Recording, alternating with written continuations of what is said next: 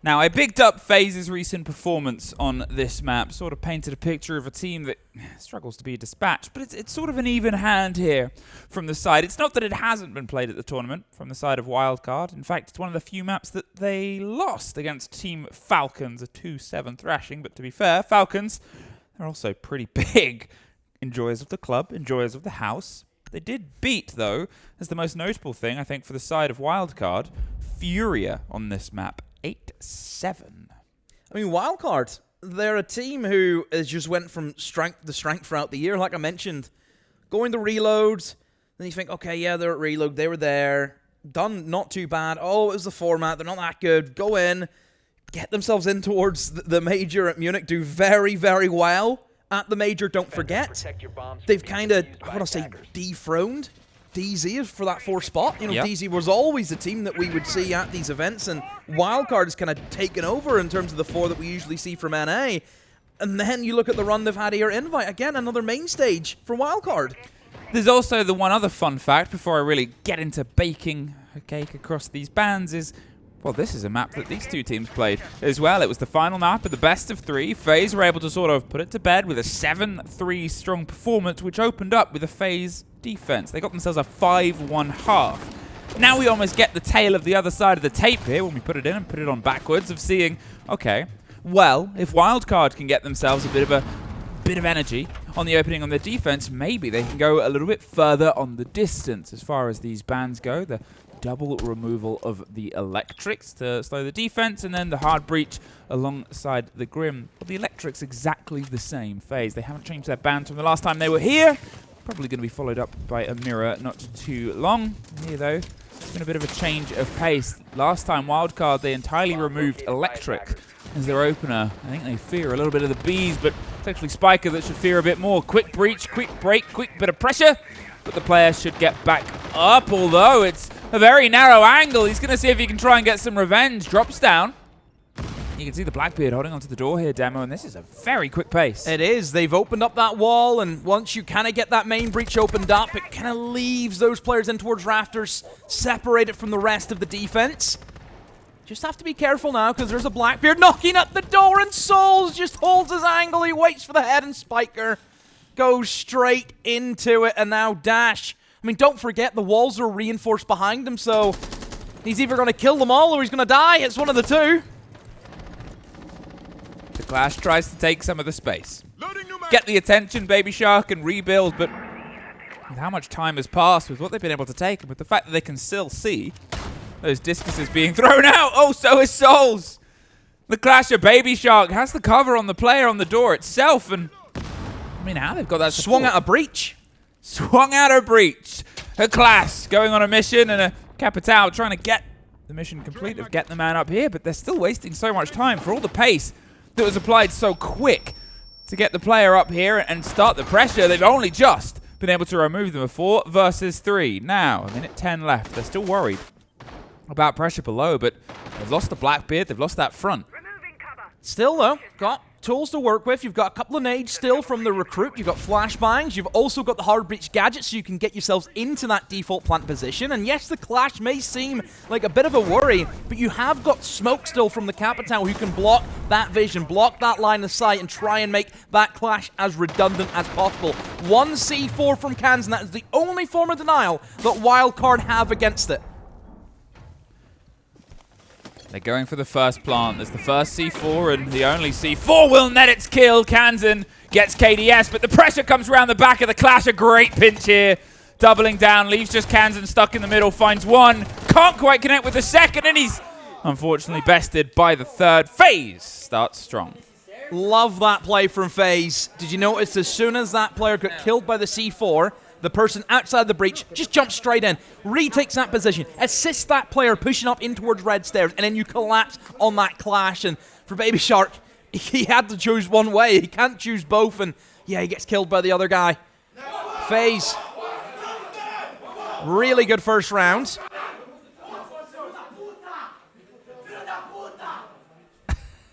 Oh, we picking it up? We are picking it up. So that was, yeah, I mean, we're getting it, so they're getting it at home. That was obviously the other stream, but there's 2 games going on.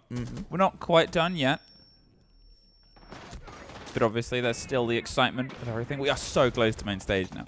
We are so close. Hey, have you seen that fancy pop-up shop demo? I've not been. No, we've not been. It's only open today, and you and I are working, unfortunately. I'm not going to... I think some people are going down today. It's been rigged against us, as usual. It has been rigged against us, because, let me tell you, Twitch chat, if you haven't seen, there is a pop-up shop in Paris, or, as they say in Paris, Paris. I'm like a local. Which has some amazing merchandise. Really, really cool stuff is on there. There's some photos that you can sort of see on the socials as well. There's a jacket. It's an expensive jacket, but it's a very nice jacket. Not your kind of thing, as expensive jacket? It's the city of fashion. But there's also not many of them, so it's a very exclusive jacket. I like the t-shirts more than I think the jackets. I think it's all are better. I think by the time I get there, it's all gonna be sold out anyway. Yeah. But if you're in the city and want to see something cool, head on down. Head on down to a new site as we rotate our way around all the way down to the basement. Yeah. Yep, basement. So Wildcard not looking to go back upstairs again just yet. I mean, it's not a crazy setup from Wildcard, you know, the kind of extensions that we're used to seeing in Clubhouse where you'd bring in operators like the castle, for example, and really go for that heavy extension. I mean, they still have this roam game. But, you can see, you got the Dokkaebi, the counter to the roam game, and it just frees up FaZe. They know where people are and where they aren't. Let's got a mirror window in towards that top floor. But I wonder if FaZe... Are they going to challenge onto these roamers, or maybe just try and go direct into the bomb site? You look where Handy is. Been able to pick up one of the roamers. He came in from, I think, Strip Club side. And has been able to take down that Solus. So FaZe slowly but surely making their way through. Bay actually finds a pick on the Cyber. I mean, don't forget, Cyber was the player upstairs trying to hold on to these roamers, and he's lost his man. Now, once again, that sort of back and forth battle between these two teams, but, oh, Handy. Waiting, holding, hoping, and you're a bit confused by that pick. That's gotta be a miscomm. You know that player's taken in towards Strip Club, in towards pool table. The comms were not there, we know, because he killed cans from that area. So why does he not know that he could maybe be inside a bar? That's a strange one. Strange might be about to turn into a bit of a push. Oh, C4 once again finds its mark, but Souls drives down on the back and just adds to the pressure. They're making sure here, FaZe, that every single step has a second shoe to follow through, but Dash doing his best to knock the shoes off of everybody around him. There's now a 2 versus 2. Pressure in towards Blue. They've got a hold inside the site as well. Handy obviously dropped the hatch and Bay dropped the body. Dash just swings out. Didn't really need to take that, but why not? Keep the pressure hot and keep things leveled up. One apiece. Yeah, better from Wildcard. Obviously, little bit of a worry that I said where, you know, this guy in bar, he should have known that should have been calm, but really good reaction, though. Seeing that, oh, the main issue, they're just going to try and flood in through site. They're going to come in through dirt. You have to put bodies in front of that. You rely on your players showing up. I mean, Bay, I'm a big fan of Bay in this team.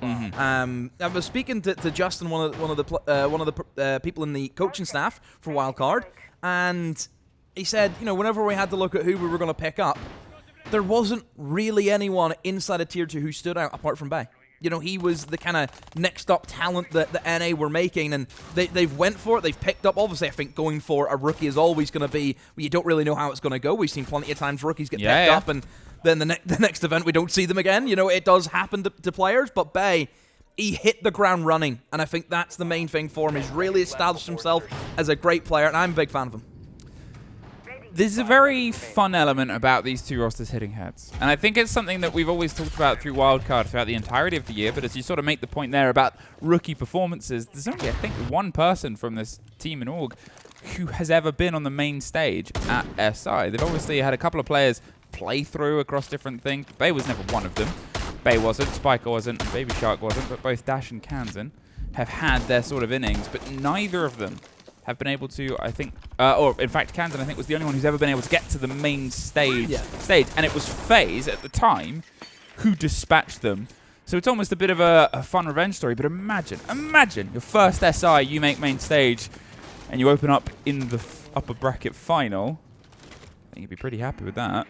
2 chances. That's what they're playing for right now. If you want the full context, 2 chances to get themselves in towards that final. Bit of a slow.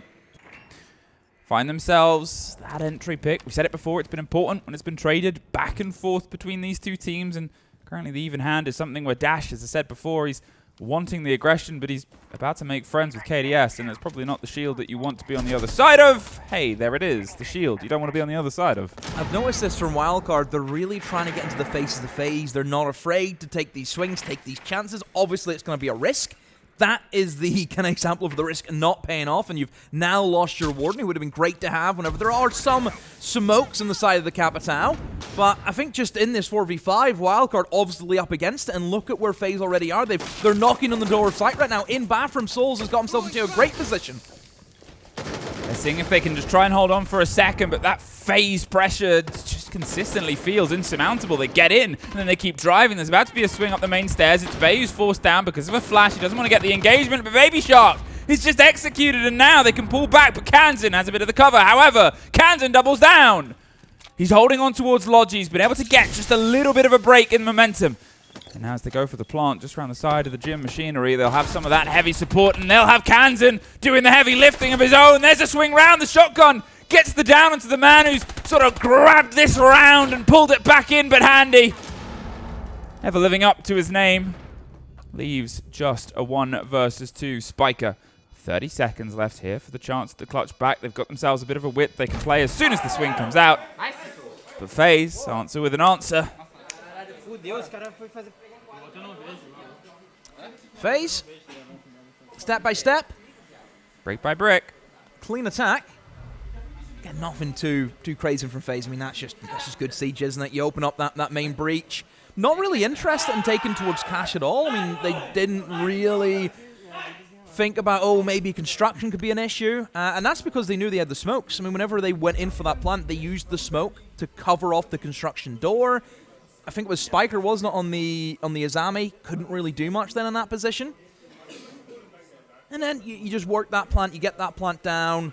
I mean, Kanzan tried his best to try and get those kills back inside of Logi, but that wasn't the issue. It wasn't getting the kills inside of Logi, it was stopping that plant, and they didn't have enough denial to really do so. And that's because FaZe, in that early game, were able to move around that site with the Twitch drone and just pop all the Vulcans right from the get-go.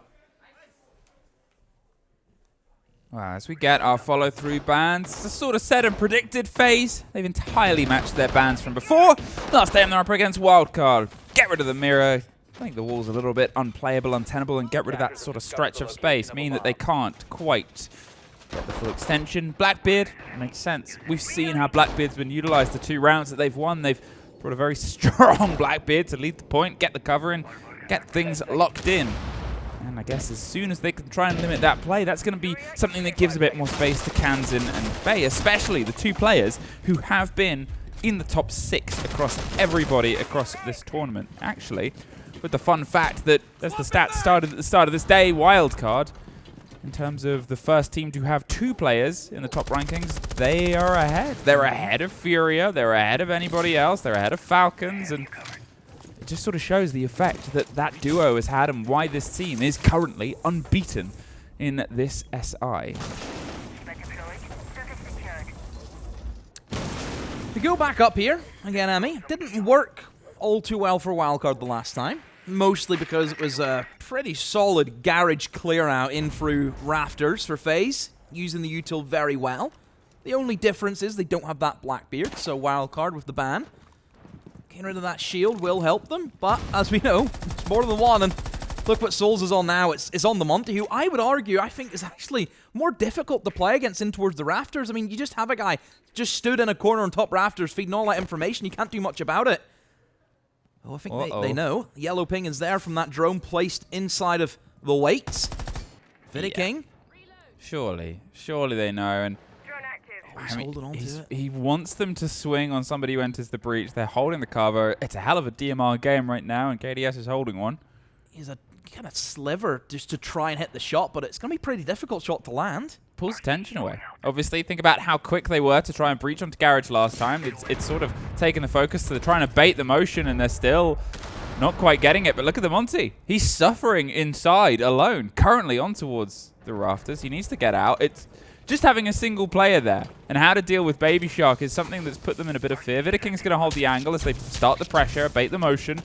Baby Shark is going to take a little tentative play around as, well, all the pressure's coming through onto the Keepers. There's at least some safety, but Dash and Bay get one apiece. Souls does get the drop. They could potentially get KDS up. But at this point, they still have the cross. Baby Shark is...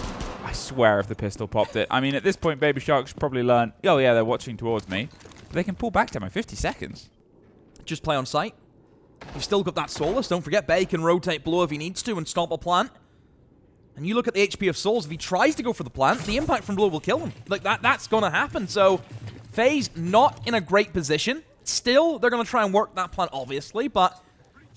with not having the manpower, you can't afford to rotate somebody downstairs. You need somebody in the main break shoot. Oh no, Dash gave himself up. Now it's a 3v3, but still think just it should be in the hands. Never mind, Bay's gone. That's a very important kill. Handy has made a massive play, but now it's the 1v1. Oh, Canton! What just happened? Where has that came from? I'm not losing this fucking game, bro. Let's go. He ain't losing. He's not done. He's locked in. I said it. We'll hear what they've got to say about it if we can.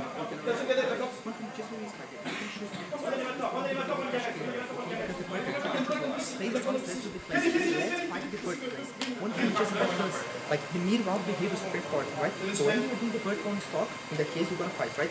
Dash will detonate and you do your thing.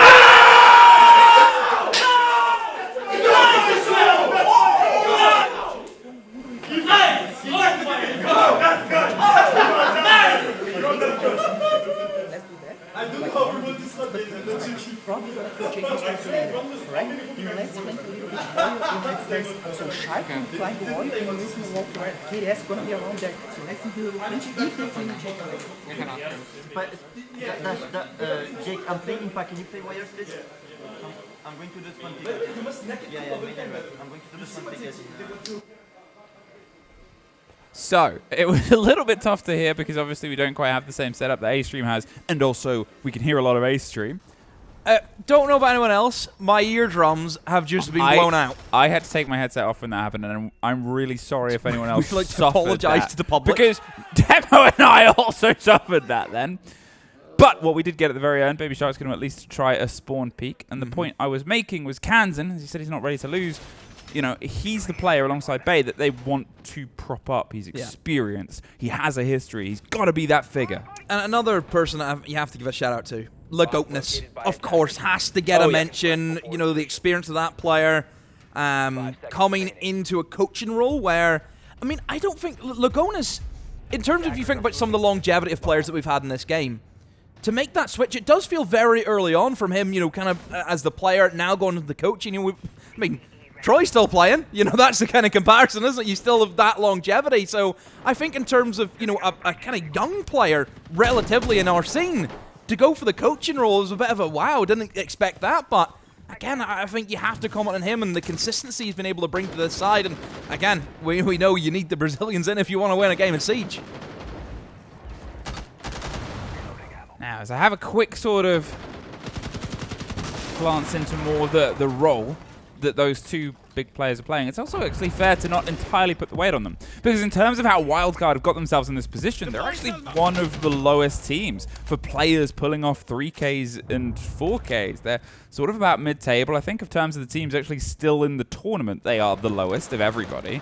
They've really got here on a bit of a team effort. They make sure they can get that opening kill. They're the second best defenders out of everybody so far at the tournament, and they're going to try and keep that pressure on, and that is built here on the half.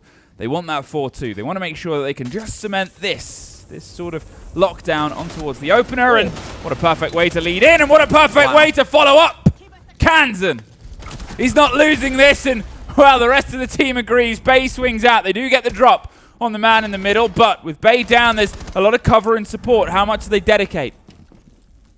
It's the clash, and it's an easy removal, but it leaves you in the 3 versus 2. But look at what's been removed there. Demo, no Capitao, no Ying, and no Deimos. Yeah, and Util's gone now. FaZe having to play with guns up.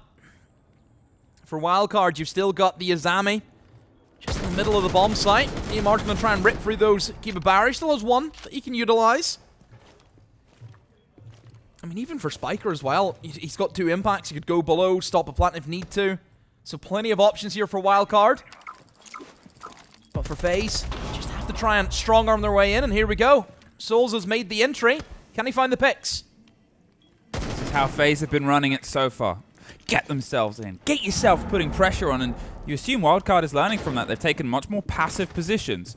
And in fact, Spiker's taking the most passive as all. Solus, go underneath, does leave it. As technically a 2 versus 1 on the second story, so Dash, he's got himself a backline, and if FaZe read this, they might be able to go for the push. But if I talk statistics, they're a team that loves to plant, and this is a player that loves to try and stop that. First impact. Doesn't quite get the full read, but now they might know that there's only one below. It's 20 seconds, and at this point, Dash is about to find the first fight. If he can win this, oh, he might be able to win it all. He's going to double down and bait some time, but now it's a 1 versus 1. But he knows the player's underneath, so he goes on the concrete. He goes to the position where he can't quite get caught from, so it's going to have to be a bit of a longer stretch angle, but he's missed the spray. Oh no, Souls slips his way away. Spiker took a vertical risk, and now he's got to make a horizontal challenge. Up the main stairs, the barbs will give a bit of the indication. Just with the audio, so they know he's past that sort of precipice, and as he pops his head up here, that's the fight to find, but Spiker connects it! Souls tried to be a little bit out in the open, but now Spiker shut that down. Oh, Souls thought he could just hold the angle, wait for him to come up the stairs. That's the only place they came from, but he just loses the engagement. Simple as that. The correct decision for Wildcard. Use that Solus, go below. And straight away, as soon as that impact from downstairs happened, FaZe knew, okay, the only place we can plant is one of 2. A, the bed, which ain't nobody planting the bed, okay? Or 2, you're going to have to plant on concrete. And you think about the position of the second player inside a Logi. If he plants in concrete, the player in Logi is going to kill him every single time. The position of the second player for Wildcard was crucial because he covered the only thing that Solus couldn't. Once he gets that kill, I think maybe you could have debated maybe Spiker should have came back straight away. Because again, like, you know he's going to plant concrete. You're not going to get that value with the Solus. But he takes that risk, still was his 1v1. It was that kill there from Dash. That was the important one. But I think he should have came back to site a little bit quicker, but still, it pays off for Wildcard. That's the main thing. Obviously for Souls, just has to plant that. You know, just get that diffuser, stick it. You have to stick it at that point and hope you win the 1v1. 5 seconds remaining. The entry kill so far has been pretty decisive in how the rest of the round goes. In only one of them, it has not really shown us the full fate of the round. It's sort of been a bit of a back and forth, but here Wildcard, they've got themselves now the 2 rounds in after the timeout, after the sort of conversation. Baby Shark, he flirted with the idea of a spawn peek, but we didn't quite see any result of it before, and as Dash makes his way around on the back, they've got this sort of support structure across, but remember where the site is. Remember how people got caught out a bit early. Well, Vidaking, he wants to be the first at the party. Yeah, this is where FaZe, I think, have kind of realized, okay, Wildcard are going really aggressive. Let's give them a bit of that back, Wilby. Let's try and go aggressive onto the players, in towards the bomb site. This is always the worry with these heavy extensions, as we've seen time and time again, teams will just go direct. Mostly in through dirt, in through blue, and they'll try and bully the remaining player on site. So the reaction time of Wildcard needs to be on point. As soon as Spiker gets any whiff that something may be coming his way, that needs to be relayed through the comm channel, and then hopefully his teammates will be there to back him up. Pressure on. Hatch is being opened. They've still obviously got the Ying drawing attention inside, but they don't want to entirely throw themselves towards the site because, well, most of Wildcard now have fallen back. It's almost acted as a roam clear. Sort of hit your own alarm and bring them back towards the stairs, above the hatches, above the site. They're not going to get entirely caught out. They're holding on towards the kitchen side. They're holding on towards the bar, but otherwise, they're no longer on the top floor. They're no longer going loose. The one problem is Bay. Off in strip currently, the Scopos, round the side, could be problematic if he's able to pop up at the right possible time. They knew that there was an approach from Billiards before. He knows that he can try and slink his way back, but currently, FaZe either don't know or don't care. The fact that they're being cautious about that breach means, oh, they have opinions, but Bay takes a bit, Handy gives a bit, and Bay loses the rest. And that's the opening kill with a minute left. Yeah, Bay think just wanted to try and maybe linger for a little bit longer, but loses that fight. Didn't get the opportunity to TP back to site. Now for FaZe, they have that man advantage, a minute remaining. In terms of denial, you've got 2 C4 still from Wildcard, so they can try and get some C4 kills, but for FaZe now, it's the decision making. Do you want to go Modi, you want to try and get in towards Church, or is it going to be the kitchen drop? Well, the pressure is going to sort of surround on all of them. FaZe, they're a team that likes to approach wide, but unfortunately that can be punished and cut in half. It's one back either way, but it's still being traded so continually between these two teams. AK's the next catch, but holding on Kansan.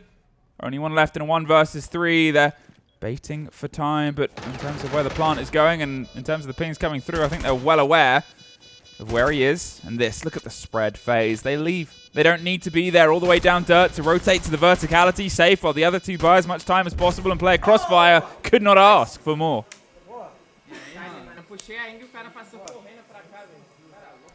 I mean, you called it, Emmy. It was a good start from FaZe using the Candelas, baiting them back to site. And once you get that map control as well for FaZe, again, it's just the world's at your feet, isn't it? You can do whatever you want to do. And they make a really good choice. Let's play it safe. Let's go in towards kitchen. We've got a lot of util, of course, from the Capitao. Get the flames in. I mean, you've seen the player inside of blue. What can he do? Nothing. Nada. As soon as that pressure starts to come around, and it's sort of the trade-off, right? As I said before, the ban approach was different. The last time these two teams met on this map, Wildcard sort of removed out hard breach. They didn't want to play against that on their defense. Here they obviously got the Grim. That was the first sort of removal. Then there was a bit of hard breach. Then it was the Blackbeard. It was very responsive. But that still leaves so many nightmares on the board. You've still got Ying. You've still got Capitao. You've still got these high-pressure operators. And the FaZe is a style of approach where they're very happy to leave themselves all across the map. They'll have one person will hold this. I've got this. Don't worry. You go do this and da-da-da-da-da. It just means that you can't quite build that wall of utility sort of usage and cost that we get on, say, Rafters. Either way, turn of the half, even half, and, well, if I said there was a restriction on walls before, that's a fire sale on stopping them right now. Good half. I think a very good technical half of Siege as well. I mean, you can see the standard to the level of which both of them are playing. And you understand why we'll see them again in the main stage. You can see why they made it this far. Great game. Now we switch over. Wildcard having to go into the attack. Very early Lion scan, by the way. Like right from the rip. See that? Yeah, I mean, it's one of those things, right, where I guess you can get a vague idea of what's happening. You might catch someone by surprise. You're not obviously looking for somebody going for a peak specifically. You can sometimes use it for a Deimos if you want, but they don't have the Deimos. They don't have the Deimos, so it's just get a vague idea on where they are, and it could be, I think, one loose player on strip currently. Let's go, boss. I think the worry with this team is over the course of the year, they haven't been great in their attacks in Clubhouse. I think the percentages, they usually are looking at like a 2-4 split, and at the moment that will not be enough. You're going to need to up at least to the free wildcard. If you want to make it happen, you cannot afford just to say, oh, well, you know, 2 attacks is usually what we do, and we do well on defense. No, FaZe have been able to break that defensive half. They've made an even game, and you either have to match that or go better. Because we know FaZe, we know how good they are in this map. Again, it's always been a staple for them, a homestead. Yeah. As I said before, when these two teams met on this map a couple of months back, it was a 5-1 half. FaZe locked their defense in. Wildcard couldn't quite find the solution, and, well, obviously it's a new tournament, new form, new potential fight, and, oh, there's the opener. Kansan gets the head of Cyber, and that is that player removed. As I said before, if he has to be a talisman player, now's the time to shine bright. Kansan really, really getting his teeth stuck in towards FaZe. I'm worried, though. Look at the time.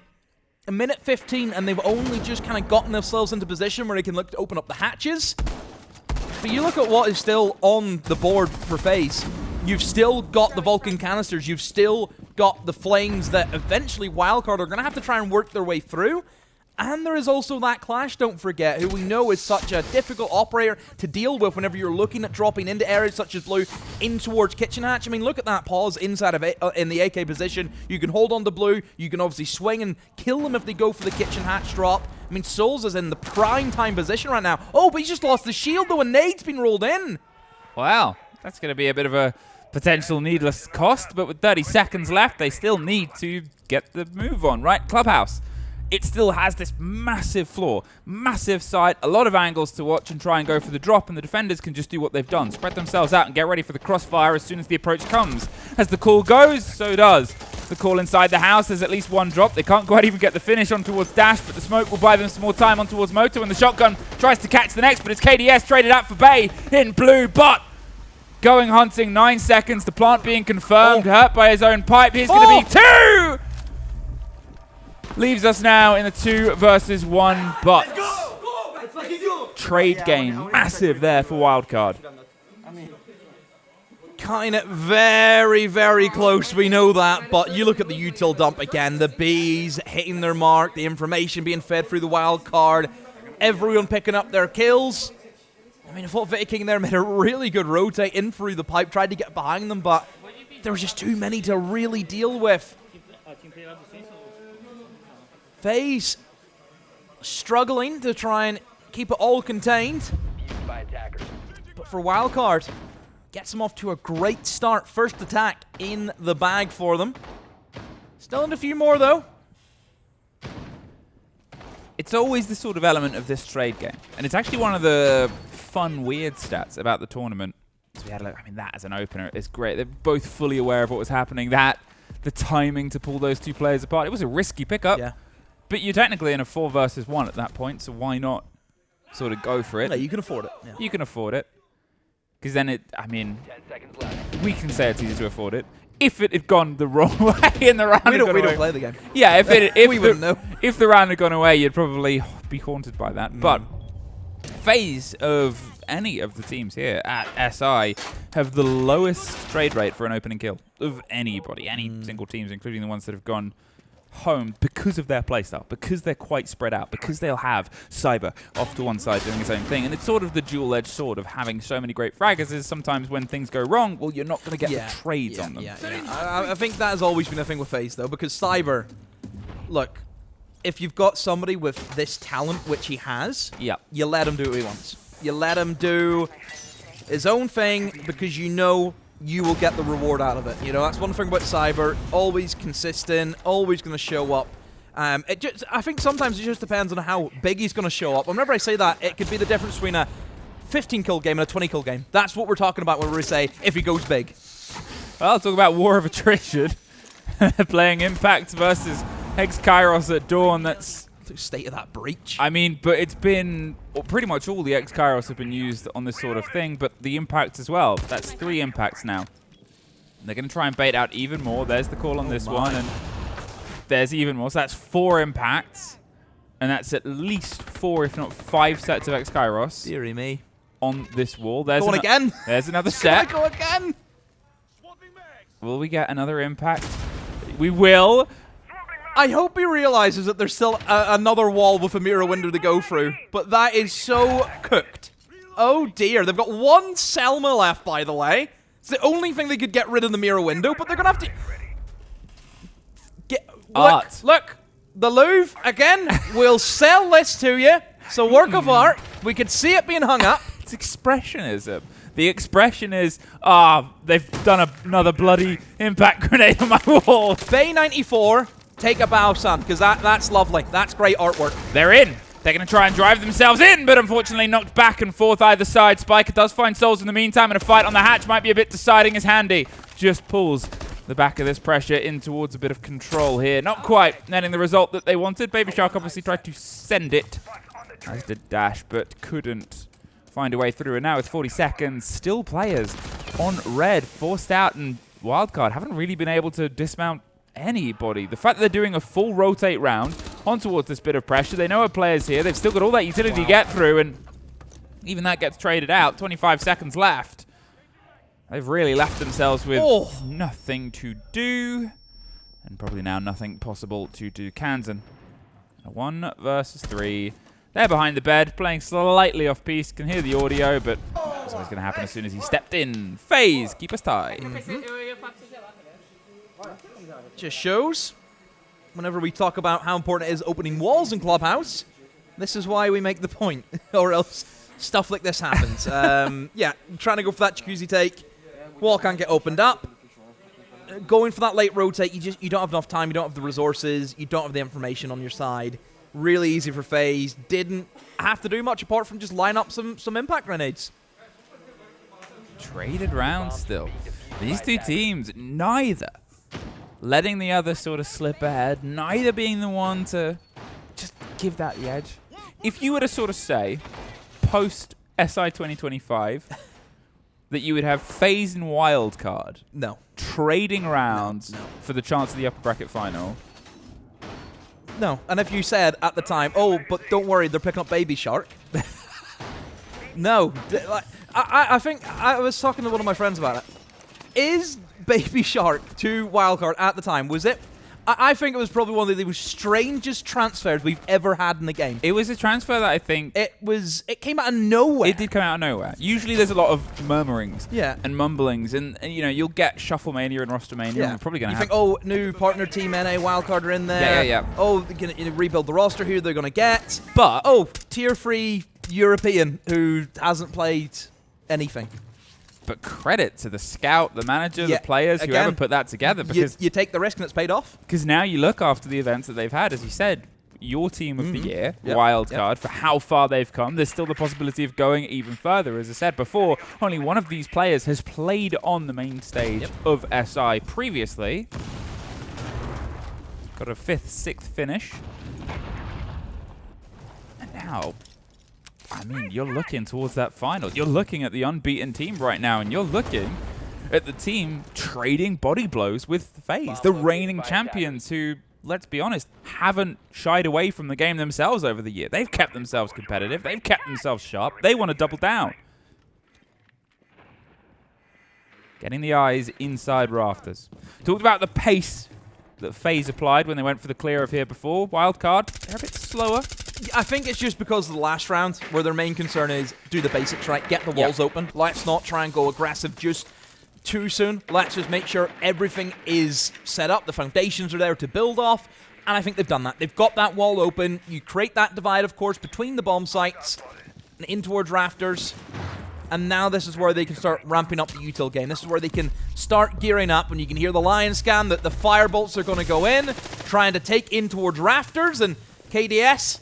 he's in the hot seat at the moment, but I believe that his Wamai discs have been able to grab a decent amount of that util, but there are still the flame bolts to come. And speaking of, here we go. Oh, great double pinch. They're able to get 2 of them off the board. There goes your Azami. There goes your Wamai. And there goes anything to play that war game on the top. And Soul suddenly has to slip his way back towards the site and offer some support. But Wildcard, with a minute left, they've gotten this control. They've removed a lot. And also what you're seeing there is only 3 smokes. They do not have a C4 to try and play this at range, so it's going to be a bit of a utility bait. But this worrying cross, the long angle of Handy, more than happy to start peppering bullets in towards the approach, is actually going to miss the first, as the first smoke canister does pop 2 more. 40 seconds, more than enough to get the coverage, but they have to make sure that this happens. Spiker threads a couple of needles and gets the drop onto Handy, sewn up, and can they sew up the rest of the round? 1 more smoke left. But you've still got, obviously, a grenade, you've got flash, you've got things, and all those candelas to push it if they want to. Well, they don't need to. Don't even enter the sites demo. Keep it simple. Don't have to reinvent the wheel. The wheel's fine how it is. Great wheel. Great American wheel. That's how it's done. Tried and tested strategy. Get the wall open. Util dumping towards rafters. Makes the game look so easy. Like, these are the kind of games where, again, these great teams, the way that they're playing the Siege, how technically great it is, doing nothing really flashy, and these are the kind of plays you think, I could do that. And then you try and do it, and you can't. Yeah, because you realize, oh, it's not just this player, it's because this player is doing this at the same time. Oh, wait, it's a team game. And as FaZe take a timeout. Hope my ears will be fine this time.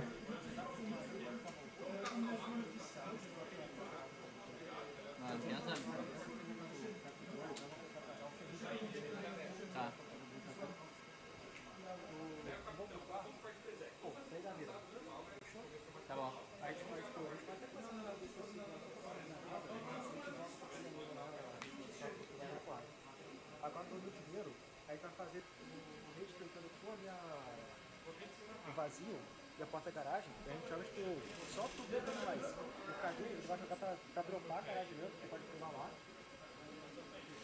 Fechou.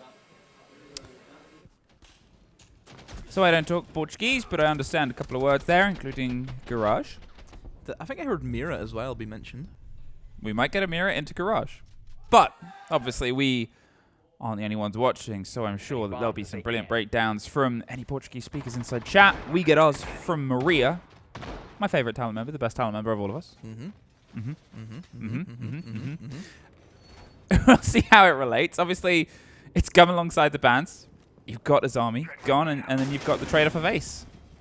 I think the Mira's being brought in to assist with that blue take. You know, we've seen what happened to the player inside of blue. Got absolutely melted by the flames. Had to move out of his position. Easy pick. So having that Mira window, again, it's another obstacle that Wildcard will need to go through. And really, the only way you get that Mira window opened is either with a Twitch, which again, get the Twitch thrown in, as we know, very difficult, or you use that ranged hard breach to do so. And whenever FaZe have banned away the Ace, all you have is the Habana, which are pretty easy to, again, impact trick. That's been a big kind of gameplay here for FaZe today in Clubhouse. It's using those impact tricks. So overall, I think try and get that mirror window. It will be a challenge for Wildcard. They'll still be able to do it because they've got plenty of hard breach gadgets. They've got 6 of them, by the way. So they can, you know, it'll be fine. But they dropped the Habana because of that. So I still think you've got options like your Capitão. You could just flash the guy, don't forget. There's plenty of util still here from Wildcard. So they tried there. The impact and the C4 on towards it, knowing that they would have to bring those pocket breaches and hope that they would catch somebody on the other side of the castle, but nobody was to be found. And that's the other element of it. Just with these bans, you force them into certain operator selections. You force them into lineups because, well, they need the secondary breaches, right? They need to have 6. They need to have all of their bases covered. So, well, you've got to think of a lineup that includes that. It's getting the right balance of the hard breach gadgets and the util dump operators. It just so happens that a lot of the util dump operators also get the hard breach gadgets, so it's very fortunate. Thank you, devs. But as the blinds start to come out, you can see people being caught in Fenris on the other side, but that's muscle memory, and that's a man all the way back towards the site with all of his friends. They escape with actually not a huge amount of utility dumped. The main thing has been the cost of time. It's because they know they still got plenty of util on site. I mean, Castle Barricade being placed on the bottom of main stairs. You don't see that all too often. It's going to be there, of course, for the sound cue to let them know, okay, somebody's main stairs. And if that remains closed, you are free just to walk around that bomb site and don't have to worry about that cross that you have. Baby Shark has been able to spot it out, so he is aware and has fed that through to the team. But, and again, it's down to the time management here for Wildcard. A minute left to make this attack work. Wonder if the Goyos are going to be placed just a little bit better to help them with that kitchen drop specifically. But those mirror windows, we know they're going to be strong in towards blue. That's going to be the fight I have to look for. How do they deal with that blue take now with the mirror windows being added in? Eyes on this first engagement. I said it before that the opening kill has been pretty much an early warning of how the rest of the round's going to go. Only once across the game has it not led to the round win. So everybody has high esteem on it. You look at where the diffuser is. Baby Shark on the bottom of main stairs. They're eyeing up to try and get in towards triple wall. But you look at the mirror window, currently inside of blue. It looks into church. Look at where KDS is. He can stop a church tick very, very easily. This is who they need to kill. Well, Cyber gets the first. Baby Shark goes down with that kit, and they've just got to drop into waiting firefight. A 2 versus 5. Too much to clear, too much to get through, and too much seen and obvious by the side of FaZe. As you said, that mirror window sort of fed all of the results together. At this point, does get one more for his troubles, but they can just tuck the mirror window and get themselves tied again. Timeouts worked very, very well. Straight away, the coach bring the mirror. Let's use that. And look how easy that was. I think it's obviously there's probably a bit of a read there on the fact of, you know, maybe there's something about their drone game, their intel game, knowing that, this could go a little bit undeterred for a while. Because to be fair, you probably wouldn't go for triple wall if you knew about that position. Yeah. I think overall for Wildcard, they cut it close the last time they were down here. Yeah. And FaZe have read into that and think, okay, let's put another obstacle, which hopefully will be the kind of difference maker. Whenever it comes to the information for Wildcard, I don't think they've been bad at this game. I mean, that's probably one of the only kind of situations where we've seen that, where maybe going for kitchen would have been the better option, but then they were maybe worried, thinking, do we have the util for that? It was just the blue clear. That was the worry for them. You know, blue is the kind of heart of that site, isn't it? That's what kind of circulates the pulse. You lose blue, you lose the body. Yeah. Well, we rotate our way round. As I said before, it's been traded rounds up towards this point, and that statistic I mentioned is still good. It's a great game. It really is. The only round where the entry kill has not got in was the second round of the entire game. And otherwise, things have been so beautifully back and forth between these two teams. There's been a handful of plants from the FaZe side. It's usually more of a focus of their game. Wildcard, they're not as objective-driven as FaZe can be at points, and you can see how that sort of formulas itself. They'll look for opportunity. They'll take it room by room, building by building, and sort of wrap around the defense and see if they can try and choke out a result. You can see that started to form here. The players loose across the hatches, get themselves an angle. As I said before, sometimes FaZe will have a loose player, and it's a game that you could play into, but look at the previous round. Look at how tight-knit FaZe decided to play together. They brought the core close. I think they've worked out that Wildcard have worked out that that's the thing to work out, so instead, let's work out together. And all pull back to the gym at the same second. Somebody say workout? I think we're going to do a workout. God, Talent's doing a press-up challenge right now, and I'm in my 30s. Those days are behind me. What? I know. Sorry, I'm still 27. We're still 27. Pressure on. They've got the cut on towards it, but remember the position of Logi being held quite aggressively. They sort of droned it out, didn't get a reveal. Now they've pulled back under the hatch here. I mean, giving up a lot of ground, though, aren't they? I mean, straight away in towards Cash, they can see that wall kind of reinforcing towards construction, kind of lets you know, yeah, nobody's holding in towards that side of the map. So good kind of ground being taken here from Wildcard. They've got the walls opened up, which is a very important thing. We've seen that the last time. So, yeah, this is looking a lot better for Wildcard. Now it's going to be, okay, where's the plant going to go down? Typically, it's straight in through gym window. We know that, but it's this man here in this position. Souls can stop that. He's got the shield in the bed to cover off that window. A C4 rip too. Using the Candela on the rooftop to bait as though they were going to go for something, but the Candela obviously just there for the sound cue. Yeah, just the sound cue. Obviously, they've got some control, but Baby Shark's able to find Handy. That's the first, but there's a C4 that is a very quick trade response. 50 seconds, and a Deimos underneath, and all the soft is going to do some damage, but unfortunately, the players he's tracking are on hard ground. We've talked about concrete. It works both ways, and now, with the 3 versus 3, they've got to make sure the trade game does the same. There's a pre-fire shotgun. Can't quite get the angle. Has to go towards the pistol, and he can't quite get the lock-in. It's a 1 versus 1. Dash versus Souls, 30 seconds. And the last Candela in hand. He knows it's an important one to throw. He has to get some awareness on where the player is. And he's guessed wrong. And now as he slips his way through, you can see he's so cautious about every possible angle. Both of them hurt. Default cam. Oh, but Dash!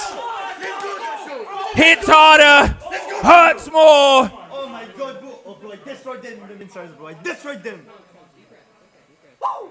The Brazilian king, bro.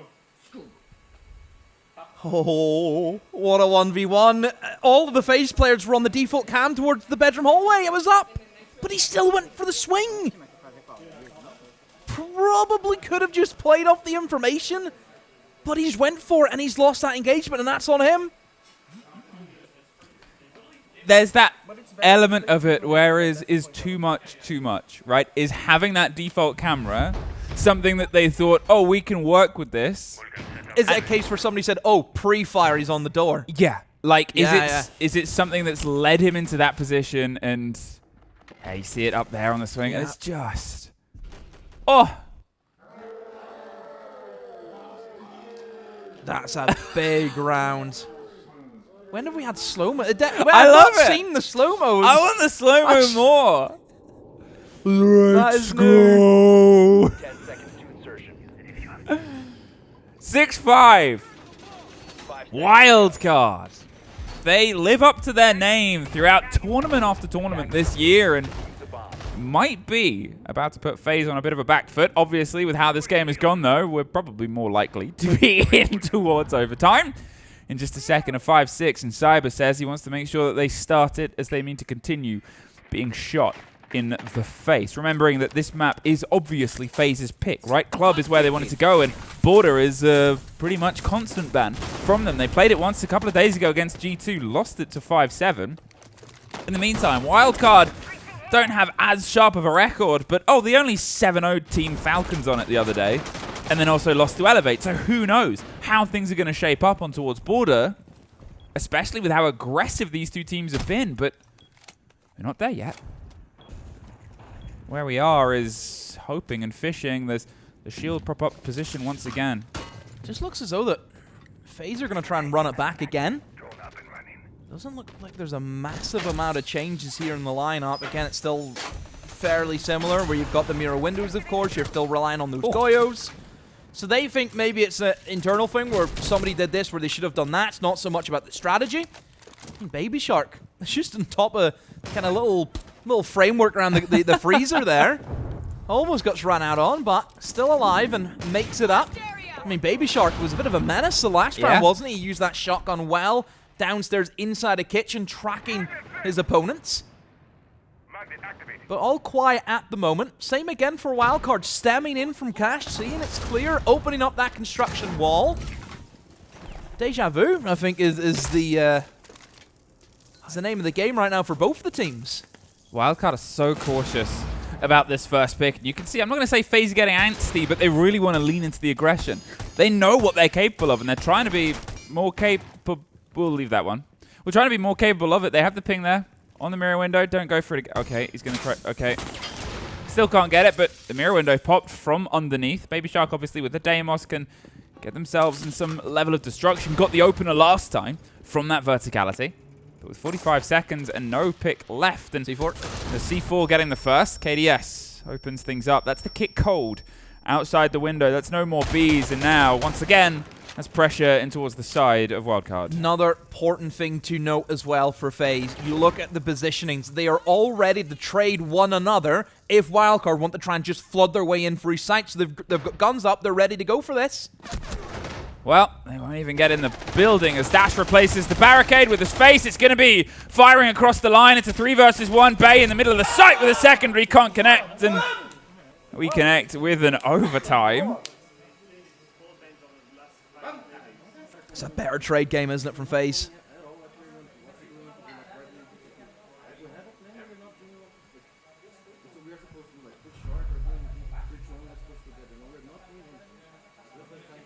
I thought I could hear the desk talking, so I'm assuming the first map on the other game is gone. It might have been a little Why bit do of you Leo. want to listen to them? That's true. And it actually was correct. I just know Leo. Listen Don't to care about the A stream. This is a B stream. All right, then should you not want to know the result of the first map? And No, don't ruin it. all right. Attackers need to locate and defuse as many bombs. Stream chat, you'll have to check it out yourself. I was at least correct that the first map has ended, but that's all I'm going to say. 6 apiece, though. We are still neck and neck, full throttle all the way. Both of these teams will obviously be on main stage. Just to reset my own stage and sort of bring the lights in and raise the curtain. You'll see all of these 10 players on the boards, but one of them today gets to claim themselves an upper bracket finalist. How that works is, well, they get 2 swings at that chance. Always funny when the body gets stuck in the window. At that chance in the grand final. At that chance of making it all the way. And also, I don't know the rulebook too well, but I believe there's an advantage for getting your way across the top, whether it's in map selection, I think. It is. There you go. One of us can read, and the other one just talks really fast. That's why they have me paired with you. Yeah, that's true. It's like a perfect balance. Do you want to know the other fun entry statistic? Sure. That, according to the stats that I get, that I'll That's get an back to entry. in a second, That's an entry. Bay's able to Wow. get rid of Handy. Oh. Hit him with the nice shot. I mean, I think it took Bays by surprise, but Typing the Brazilians, that's a bold play, It's Colin. bold. That's a bold play. it's bold. We'll see if it pays off. Just trying to cover their motion there with the stun, the Elamine. But it actually plays into the other stat, is according to what I get from good old Derry. There has not been a single entry kill traded. It's never once been the sort of 1-to-1-to-1 every single round. just shows how this game is sort of formulating between these two teams, how the lock-in of these loose players, because once again, there it is. An entry kill goes through, and nobody's been able to get a trade on it.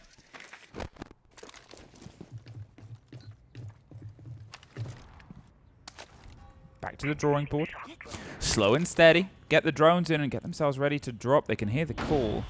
But what floor is it coming from, and how far can you go? They all leave, apart from a Scopos on the far side, inside strip. But the Scopos can just do that. Yeah. So there's the peel back from FaZe. Gives Wildcard the map now. Reloading. Spiker able to spot out the shell, so hopefully somebody will go and dispatch that, because you never know. Thankfully, dashes here, eliminates the shell, and that is map secured right now. Just in case there was a ghost or something, I don't know. Casper these days, you never know what he can get up to. Gotta do it. So 4v5, minute left. Still, got the Vulcan canisters that need to be dispatched here by this Twitch drone if they want to probably go for a kitchen take, but I think for Wildcard, it's the decision making, isn't it? They don't have to go up against that mirror strategy, which I'm surprised because it worked really well for FaZe last time. So what's going to be their solution here? Is it going to be the Church? They've opened up moat. Well, you'd lead into that, wouldn't you? Oh! Now that is big. Dash misses the Vulcan canister. That doorway's going to be off limits now. Yeah, that is a big bit of cost with 20 seconds left as well. They can just pop it, but Dash gets at least a player for his trouble. He's going to open himself a route through, but the blue pressure has to draw the focus away. The damage done to Dash, and Cyber swings out wide and tries to drive himself on towards the triple wall, tucked up close. How aware are they? It doesn't matter because he doubles down. Cyber gets it across the line, but with 4 seconds and a 2 versus 1, Kansan cannot. Cyber, we always have to mention him. He always gets a moment in every game he has. Longevity of this man needs to be studied. What a player he is, and you look at the play that he made, and that all comes off the back of just triple wall not being opened up because there's no ranged hard breacher. The ace was banned, Cabana wasn't there. Not opening up that triple wall for a triple wall take, that is the risk that you have. It's how easily those defenders can just maneuver inside of Church. Look, missing that Vulcan canister, we know that was the kicker, obviously. But there was still an opportunity. But because you're allowing somebody just to run around in the bomb site because he's not being pressured, because angles are not being opened up, that's what's going to happen. We return once again to Church Arsenal Rumor site that has slipped its way back and forth between these two teams. I mean, the fact that it was a 5 versus 3 sort of shows why that timer is the 6th man. Because as soon as they only had 15 seconds left and they had to just make it happen, that's when those sort of plays, like Cyber, can stack in and lock down. And it's almost a fun conversation, because I made a point about this very early on, how Wildcard are one of the lower sort of multi-kill teams. They've always come in a team balance. This game, they've, I'm not going to say relied heavily upon it, but they've done a decent amount. FaZe, that's the first time a player has got over 2 kills in a single round, and it's Cyber with a 4K. Hey, almost gone. It's a really good spread, I think, across everyone. Everyone's had a little bit something to do, haven't they, in this game, so it just shows the level that we're at. So ban the Scopos. Spiker. He's still alive. Was he? Did he challenge? I think he did. Yeah, he did. I mean, that is, again, a risky play to go for, trying to get the upper hand. I assume against Vitaking outside dirt, but hasn't worked for him. But he's still alive, I suppose. That C4 and the impacts can still be utilized. And Bay, just, this is where it's the decision making. Does he still want to linger? Does he want to waste a bit of time? He's actively on the shell. They'll see that. Kansan's still up here inside a kitchen, by the way. Yeah, it's... Well, Dash is still up here on the top floor. Oh, they've gone for all the risk here. They're going for the reward, and Azami's the one that gets tracked inside kitchen. They're putting pressure down onto Derp. We said it before, FaZe. They'll sort of poke the site and force the players to fall back, and maybe Dash can activate on the back of that, the Vigil. Slow and steady. If he can jab at the right time and just sort of put a stick between the spokes of the approach here of FaZe, I mean, they're droning it out. Now they know he's up there. But what do? Do you push the site? They've already got themselves close. We saw the player on side dirt. They're Not going to rush into it entirely. And don't forget the operator, the Vigil, can counter that demo. So in terms of going for that Roman, it's going to be difficult compared to any other operator that you would like to have. So it could just be the direct take coming in right now. And oh dear, KDS in the perfect position to find Bez. He went for that creep. Oh, Canton does trade back in, but Souls on the hatch. They made sure they had everything sort of pieced together, and that leaves Spiker and Baby Shark in the hope of locking this out in just around and getting themselves the pressure on towards the final 1 of 4 versus 2 with so much time. 2 grenades, 2 flashes, candelas, everything they could want for this. The final charge down almost catches the first, but Spiker pops up, pre-places the C4, but it's a little bit too early. Vidaking, in the meantime, steals the other site, and they could just hold at bay and plant, as they are doing. Spiker has to fight his way out and can't quite find the first. The second is obviously safe for the plant. Does get the catch, but bit too far of a distance there for Spiker, and they took them almost the entire distance on FaZe's map. But FaZe still push it into a hard-fought victory. Yeah, nice from FaZe to clean it up near the end. Wildcard just running out of steam. Led that game well. It was 6-5, but then FaZe have swept them 3 in a row. And the performance from FaZe, just an all-rounder performance. We've seen that time and time again. Everyone is just so darn good on that side, and this is whenever FaZe are at their best, they are a tough team to beat. But still, Wildcard, like you mentioned, they made it really close on the map pick. It's also worth sort of saying how much the timeout was for FaZe there. 5 of the sort of 5 rounds after, 4 of them went towards their side, but it's a game of 3, it's a best of 3, and we are on the break, the first of 3. After this quick break, we'll be back.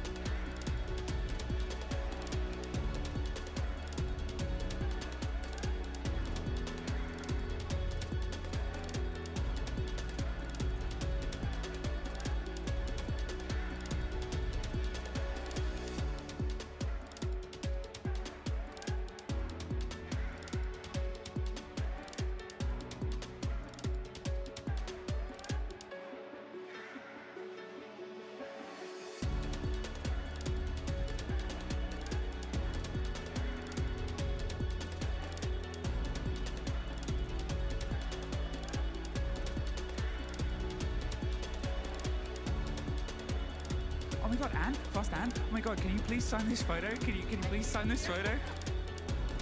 You pulled this off my, what is it? No. No, I see the hand on it. This is not for me.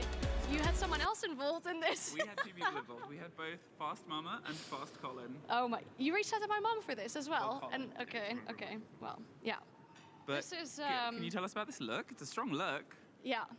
You know these sunglasses, the Miu Miu, like, or the whatever brand it is, sorry, glasses that are in right now? I feel like I was setting a trend with that back in the day already. This is very similar to the photo shoots that we've done for the production so far. Yeah, so I was planning ahead of time, I think. When I was probably like, how old would I be here? 2, 3 maybe? I thought about 11 or 12, but No. maybe. All right, okay. If you could please sign it, we need to, you know, Yeah. What really are you big going fans. to do with this? Keep them, they're for me. Okay. I'm a really big fan. You going to hang it above your bed? Yeah. Then I will sign I've got a whole it for wall. you. All right. Thank you so much, Anne. I love your work. Thank you Wonderful. so much.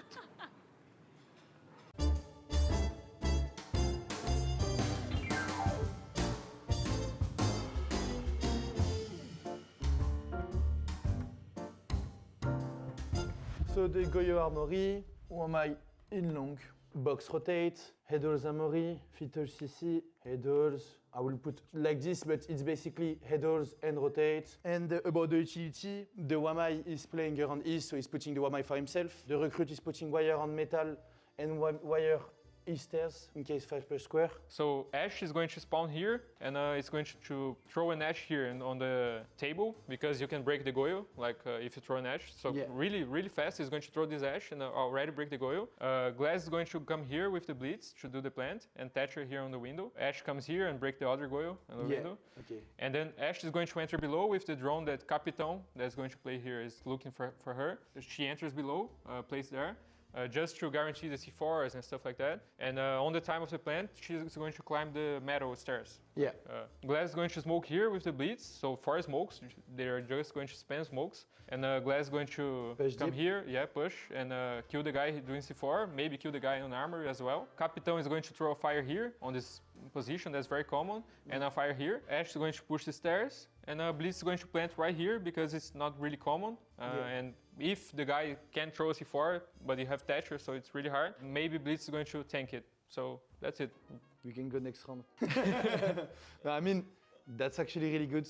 And I guess when the Ash is destroying the Goyo, you just open his door, you open the other side. So you basically can't guess you will do this. And then after the Ash pushing up metal, if you don't expect this, then the round is literally over from there. We don't have smoke, we don't have warden, we are dead. So yeah, no, I think by far it's Felipox round this one. Thank you, bro. You won this time.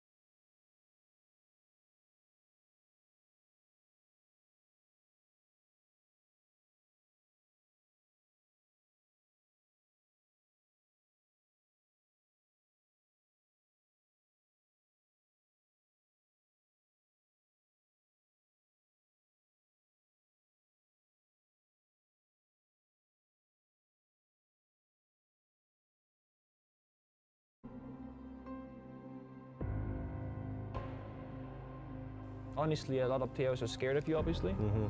We were suspicious because you're too good. Like that was literally what happened. And I'm the one who sent the email.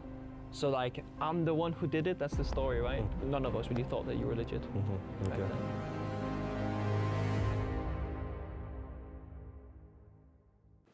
Jack, fresh. Oh my god, please, can you sign this photo of you? How do you have this photo? Please, we're really big fans, actually. Can you tell us about this photo? No, I shouldn't. Well, this is actually Mama Fresh delivered this. Excellent. Towards us. Thank you. My mother has been providing photos again. Yeah. Great. Thank you all for the broadcast. Thank you so much. Lovely to meet you.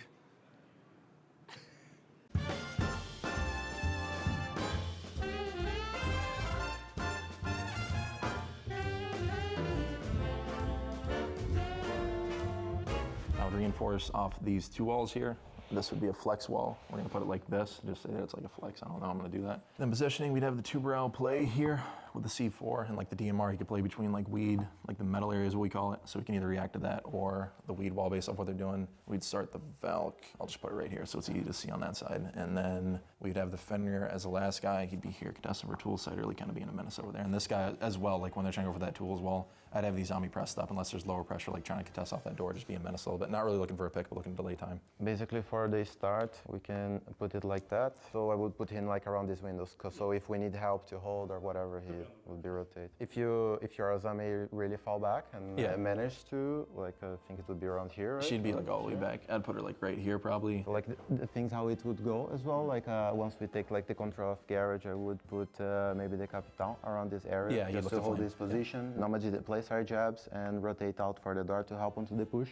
I think we would put the Ing here to be playing into the main breach, but it depends on the green take. Like if you're trying to force too much the green take, I would put like the Ing here to come to try to help. But if it's like you're just giving away, trying to fall it back, I would just keep the Ing there. So like if you guys are just falling back to hold into power positions, I would say that the Deimos can come from below as well to try to help. And as I said, this Hibana here, it will be like a flex. I don't really count on her. It's more to get the Clash attention. If Clash is still here, it's that's good. the biggest thing. I would want the Clash to rotate over play Ivy. Is like what I'd want originally. Yeah, so if like the Clash goes back into this side, I would put this Hibana to try to sneak in and play. And the 2 playing back here is ideally what it'd be. And then after like dealing with the Clash over here, I think this guy would be already played. So it's like he won his fights as well, or he lost, and then we got the control of this area kind of, and we just crossed. That's assuming nobody dies early. Yeah. Or just swings and gets killed, you know. Exactly. Because that's what happens. Well, that is our first map, and obviously it's a tale of 3, and Clubhouse was almost a tale of all 15. They pretty much went to the brink there, Wildcard, traded rounds. There was never a moment in that game where either FaZe or Wildcard demo really felt in control. Very back and forth until we kind of hit the final 3 rounds, and then FaZe just sweep it, clean it up. Simple as that for them. Wildcard, again, made a good old dent into that map. Don't forget, it was FaZe who picked this. We still have Wildcard's map to come.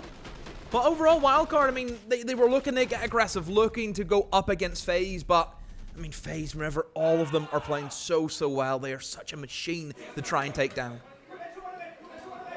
And this is the point where the machine has to try and be put up against a different set of boards. Demo, one of the only maps that we haven't cast. And there's a man who's probably going to actually be in his element, to be fair, with the opportunities he was taking and striking. We saw only a single 4K come through from him, but it's just one multi-kill in what is a 15-9 KD. Sort of shows how continually he was present in all of the rounds.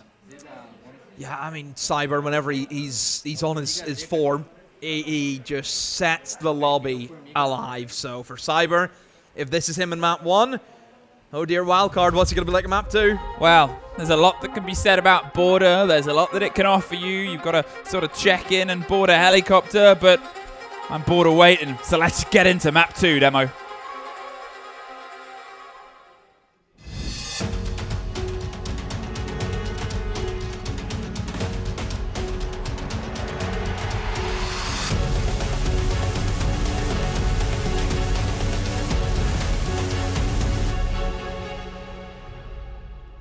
Now, Border. Border is a play space, and also, quickly, we have now cast every single map, Demo. Whoa! Woo! I don't know if any other duo has. I don't know if every duo has. We'll just say probably. And we're last, which also would make sense. But, Border, oh, it's fun. And it's fun because of how it plays. I sort of alluded to the fact that it's one that aggressive teams love, aggressive sort of players love. You can get yourself in, get yourself violent, and that also reflects itself in the stats. It has the highest attack win rate of any map. Yeah, this is FaZe's kind of least preference map throughout the year. They never play it. It's always going to be banned by them. We did see it appear in the game against G2. They lost it, so still not having that win on it, which isn't a surprise again. Like I said, FaZe do not play this map, but now we're seeing it again, which makes things a little bit more interesting. Now you start thinking, okay, maybe now FaZe have kind of learned their Border. They've been a little bit better on it. Whereas for Wildcard, yes, they've played this map plenty of times before, but they're not great on it. I mean, they don't win it all too often. They lost to Elevate. They did beat Falcons on it, though, in this tournament. It was a 7-0, a bit of a throwaway from Falcons, which sometimes that happens in those kind of games. But for Wildcard, it is a mixed bag of results. So it is a little bit scary seeing them going to it. And also, whenever you mention about the attacker win percentage, not great for Wildcard. 35% is their win rate on the attacks. And this is an attacker-sided map, in my opinion. Bro, I think in everyone's opinion, in fact, it's the only one above a 50%. Only just 50.9% of attacks have hit the mark throughout this tournament, but every single other map falls from Cyber falls from a 48% down to a 37% attack success rate on Fortress. That is, I think, everybody's knowledge that that is always going to be the lowest attack. But there goes Cyber, there goes Thorn, and there goes that chance of a superpower player, the one who had an impact pretty much every single round previously. This time won't get that opening impact here. You can see now this man advantage, how important, how integral a trade game is towards the boards of Border. And as they sort of get themselves surrounded and ready for it, they can try and close down here on CC. Get that man in the corner of security, try and either force him on the hatch or on the rotate via 90, off down short towards the site or otherwise. But the support comes through and a C4, great motion behind it, moves up and knows that they've now probably got rid of the utility on the other side of it, stopping their exit. Yeah, Wildcard just probing the exterior angles, putting FaZe into some uncomfortable positions. A good drone will able to spot out Souls, playing aggressive inside the main hallway. And now for Wildcard, how do you collapse on that kill? How do you pick that up? Viking able to find one. In comes the Sophia concussions, and No movement still. I mean, Souls is still alive in this position. However, other players of FaZe are falling around the map, though. That's it. The 3 versus 4 is almost entirely cemented. Handy goes down in the meantime, though. But Souls is able to finally find the end of the fight. Looks towards the second, but Vidaking now takes a bit of damage, and there's the end of another player, but a 2 versus 2. Falling apart here. Bay has a bit of control inside. There's 2 1 versus 1s that have made their way across either side, but the kit is inside the site alone. So the defenders are going to see if they can try and get themselves leveled and levied back together as Dash goes down to what I think was a Razor Bloom. They're just going to try and maybe bridge the gap towards their teammate. They're obviously a bit damaged, tucked and safe. And as I said, you can see the position. Souls, they've got themselves the bottom of the stairs. They've got to make sure this is a 2 versus 2. And both teams there have done well to escape giving themselves the 1 versus 1 solo engagements. However, I would say with 20 seconds left, with the health on either side and with the fact that the defenders know where the kid is, probably more favored in towards FaZe's side right now, ready for the swings to come round. But, oh, missed the moment. Bay, he's on for 4. Can he make it 5? No, he's going to go for the plant and trust the cover, and now it's all he can do. The man has left. He's chased. He's pre-fired, but he's tucked for safety. Wow, what a round. That I was sat on the edge of my seat the whole way through that. The amount of 50-50 engagements there was incredible. Most of it, of course, coming from that east stairs direction. All the action going on towards that side of the map. We've seen the early information that was kind of given off the back of the drones. They're able to spot out the Ela very early on. But nobody could really capitalize on that position, though. Wildcard having a terrible time at getting the clear out done successfully. And really, if you're looking at it from Wildcard's perspective, that is a toss-away round that you have to be winning. They picked up the opening kills. I think was it a 2v4, perhaps, I think? Yeah, about that, yeah. You have to be closing them out against a side like FaZe, because if you give FaZe an inch, they're taking the mile. I mean, there, the follow-through on the next engagement here. Bay seeing that opportunity and striking the 7 seconds left. And, I mean, great idea from Souls there, right? Knows he's going to be in this engagement. Knows if he lets them set up with the kid, as I said, they know where it is. Then, well, you're going to have to watch. You're going to have to cross the divide if they get too far. Take the man setting up for that position. Take the watch on the engagement. And, well, as we mean to continue. But let's take ourselves actually back about 4 minutes and talk about these bans, shall we? Deimos and Ying, and Keybers and Smokes. Everything to control what is generically open play space and quick crashes. I think overall everything about the bans for Border. And Shields is also another thing which is always scary. Think about the rush plays you can go for. Yep. But still for FaZe, I mean, you take away one rush element, that being the Ying, who is also very, very good at a map like Border. Again, this is the map where you don't need a hard breacher. It's one of the very few you can play that playstyle. Bay, he kind of gets an ace. That's 5 in a row. Does that count? I don't know. Everybody clap. Everybody clap. But still, it's the opening pick. Again, goes in favor of Wildcard. They need to now hold on to this lead and convert that. I mean, being able to pick up your opening kills on the attack on Border is very important. The way the map and the way it's laid out, it's like a game of Jenga. If one position gets taken out and you're losing that defender, it then leaves the other players in a position where you can just get swung in on. But never mind, look at that from Handy. The 180 turn on the Baby Shark. Look at that rotate. My word, Handy. If he kills him, no way! Surely not! Oh! No! Oh! Bay gets caught, but Souls trades it towards the end, and a C4 of Cyber leaves just Spiker alone, and fine, he's inside above, but everybody else has been blown off the border. And at this point, with that clash, with what they still have, they can peel themselves back. Souls has the last angle and FaZe. You said it, as soon as one of those dominoes falls, everything sort of skitters around, but they'd prep the table. You they'd have flipped to make it. the plays, don't you? And you look at Handy. It's like Ronaldinho running the show, the way that footwork came in. Phenomenal. The fact that he killed the second guy, I'm sure when you get the 180, sure, that happens. But then he goes for that rotate, and then, love this game. I love this game. Attackers need to locate and defuse bombs. 2 defenses.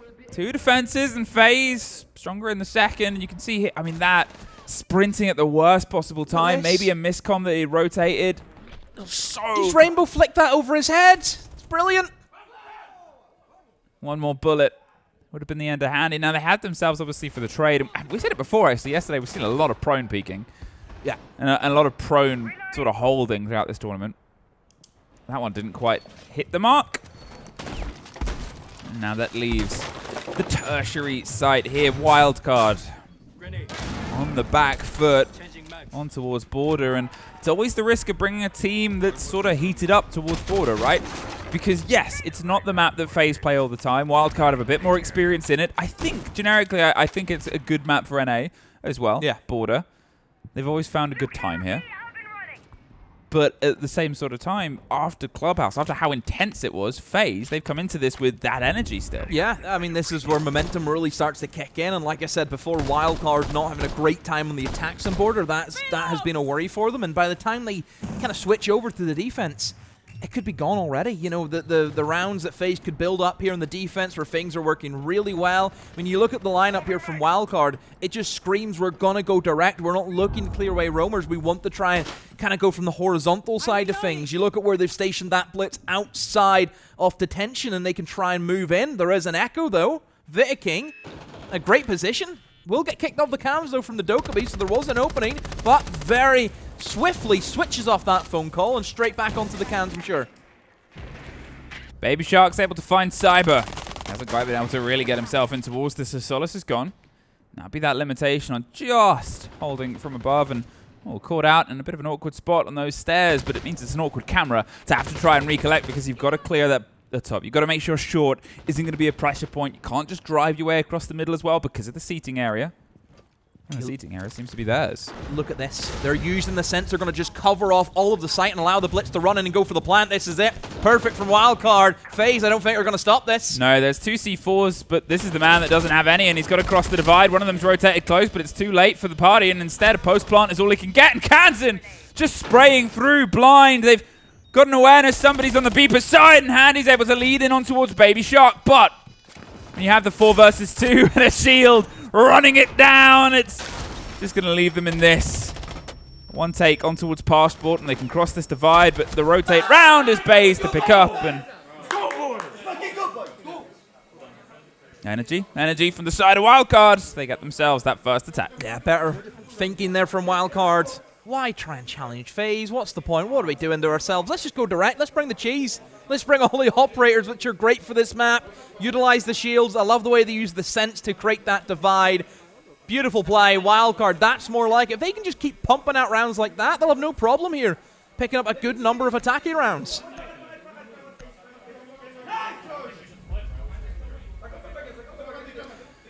Dokkaebi and Goyo sort of plays more into the game I was talking about. When you get to border, if you're more unfamiliar with it, but the game, this map's been around forever.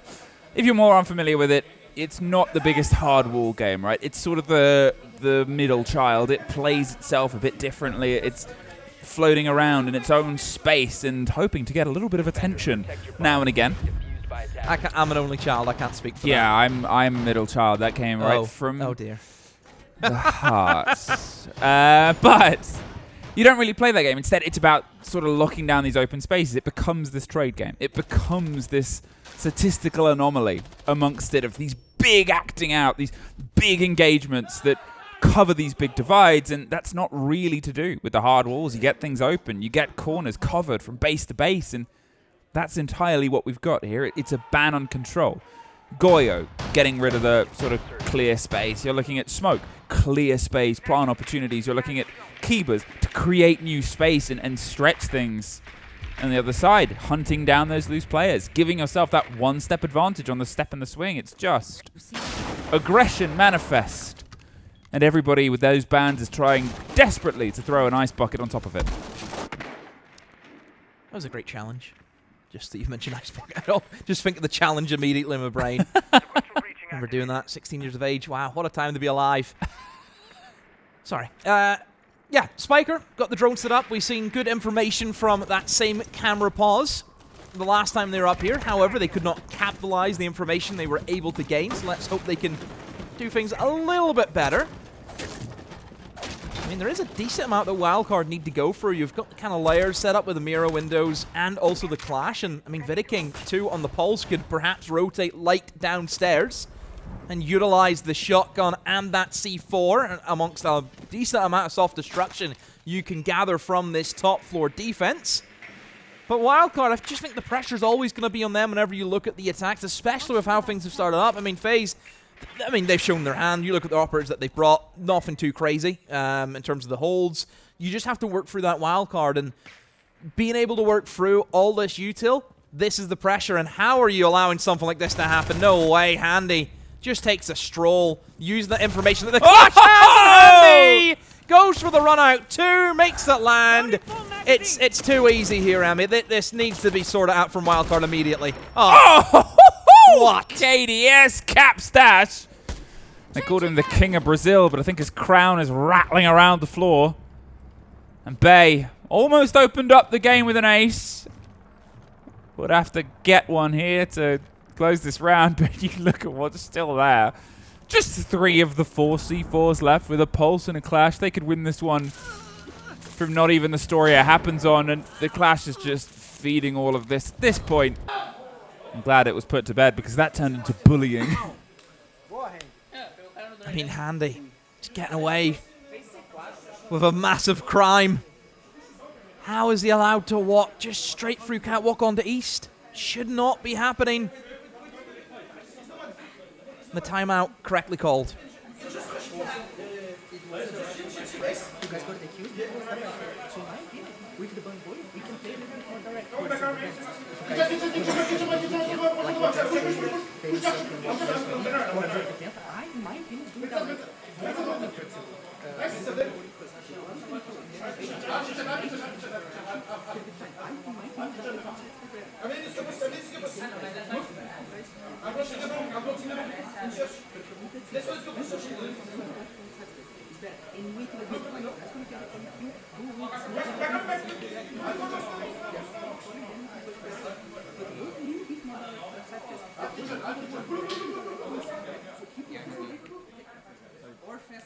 I mean, was that a Lagonis timeout or an EFAC timeout? Because so hard. All I hear is EFAC just yammering away. We don't care that you've killed the Scopos. We're not fussed. That's the A stream. We don't care. Yeah, I mean, I can also now hear Jake. Xenox to other people. Sorry, I know him. Wow, and now I can hear everything. Whatever just happened on the other stream. We don't care. We don't care. Don't care. All about B stream. This is the game. Watch this game. It's just funny when things happen during a lull in the other stream. Don't worry about Fury and Falcons. You'll see that in the final. Don't worry. Oh, cool shot that neither of these 2 teams will be there. Well. I think that's... They're not even Team Secret will be there. I don't know. I just think that Weibo on their run. That could be a repeat game. I feel. I think Furia, once they get that sniff of that run, and I mean, said from the get-go, I think Falcons be in that final again. It just depends if they can lift it this time. No Fluxo W7M, no SSG. Look, I could be wrong, but I'll hedge my bets. All right, we'll see how things come together. A little bit of a rehost. As we take a moment here, take a breath. They're going crazy on the stream. It's fine. We're chilling. Welcome to spa time. Which is strange to say in the middle of a border, because border is border and border is bloody violent. But I'm sure the players, after their timeout, will want to be in sooner rather than later as well. You've already got, obviously, conversations of how they can try and piece themselves together. You've got the ideas that are falling apart, but that round, I think, was the most apart. We've probably seen Wildcard all day, really. Here's the A stream. Oh, we get a taste of A stream. Oh, okay. I get it. Oh! Oh, he got the flash off. Oh, he got the flash off. Wow. Oh, if Tim was casting that, we'd have gone, use us, yes! That's made me proud as well, because he's a player, he doesn't play those shields, so well done. Well done to Josh, well done. Sitting in the corner hiding. Okay, I get why everybody was screaming. I get it. I understand. Thank you, Prod, for allowing us to share that moment. No one needs to go to the Ace Tree. Ever. We've got it here. You're not missing much over there. Wow, Falcons winning? No. Not again. With a BA stream.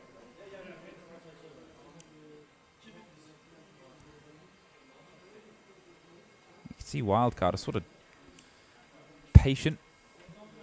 Everything said by Lagonis. Bouncing around in their head before they can get themselves back in. FaZe obviously could lock themselves in for a 2-0 as things would drive forward. Otherwise, we get ourselves back on towards Consulate. Now, as we talked about Border being a sort of, missing map in some ways from FaZe's rotation. They've only really played it once. They often ban it. The recent play was against G2. They lost it 5-7. And as that game sort of came together, with how that's played out, it was traded in the open half. FaZe struggled more on their attack, though. GT locked it in on their defense. Don't forget big plays as well, though, from G2 players in that game. You think about Stompin'. Yep. Loira was massive as well. So certainly individuals showed up for G2 in that game to drag them over the finish line. But I think for FaZe, if they can show here that they can win a Border against Wildcard, who we know is a great team, whenever we get into the main stage where the games really are just so important, the fact that a team may think, they can now play Border now, that makes the map ban phase some more interesting. So I like the play from FaZe, taking it to Border. You see how they can continue on now as we jump back in. Round number 5. We head to Vents and Workshop. Now this is a bomb site where it can be pretty difficult, I think, for a lot of teams to defend it, mostly because there's so many different ways you can approach the attack. And most of that comes down to the vertical gameplay. Everywhere can be seen from above, which doesn't help if you're trying to defend it. Yeah. And because of that, you're going to see a lot of teams try and hold above. I mean, look, we've seen the quick rushes where you would just smoke out everything inside the B-bomb site and just try and walk in and go for a plant. You have that external window you can play.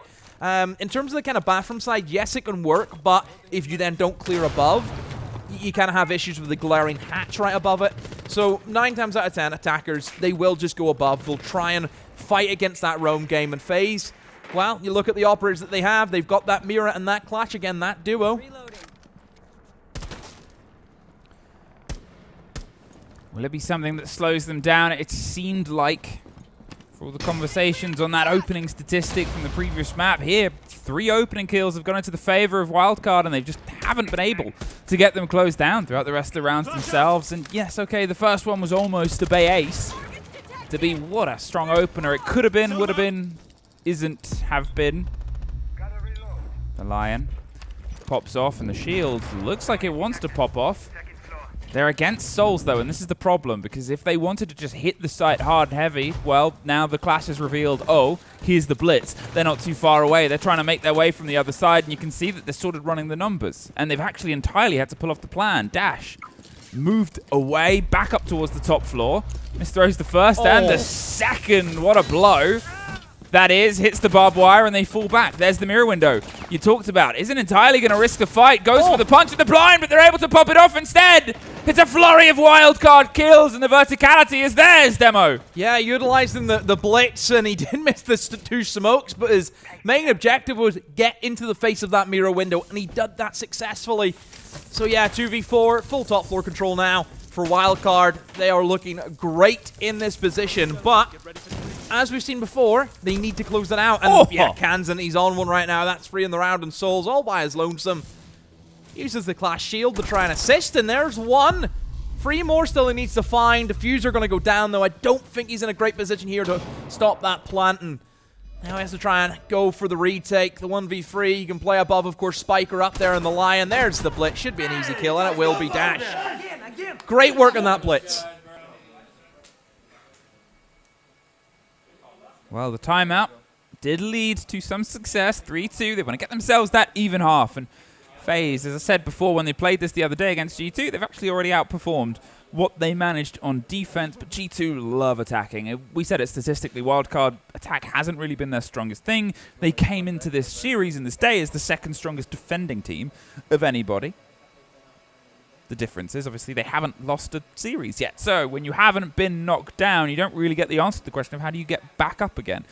That's when your stats and numbers start to shake. And FaZe, obviously, have already been, not rattled, but they weren't coming through their group as the top seed. They weren't the entire driving force. Wildcard have lost maps, though.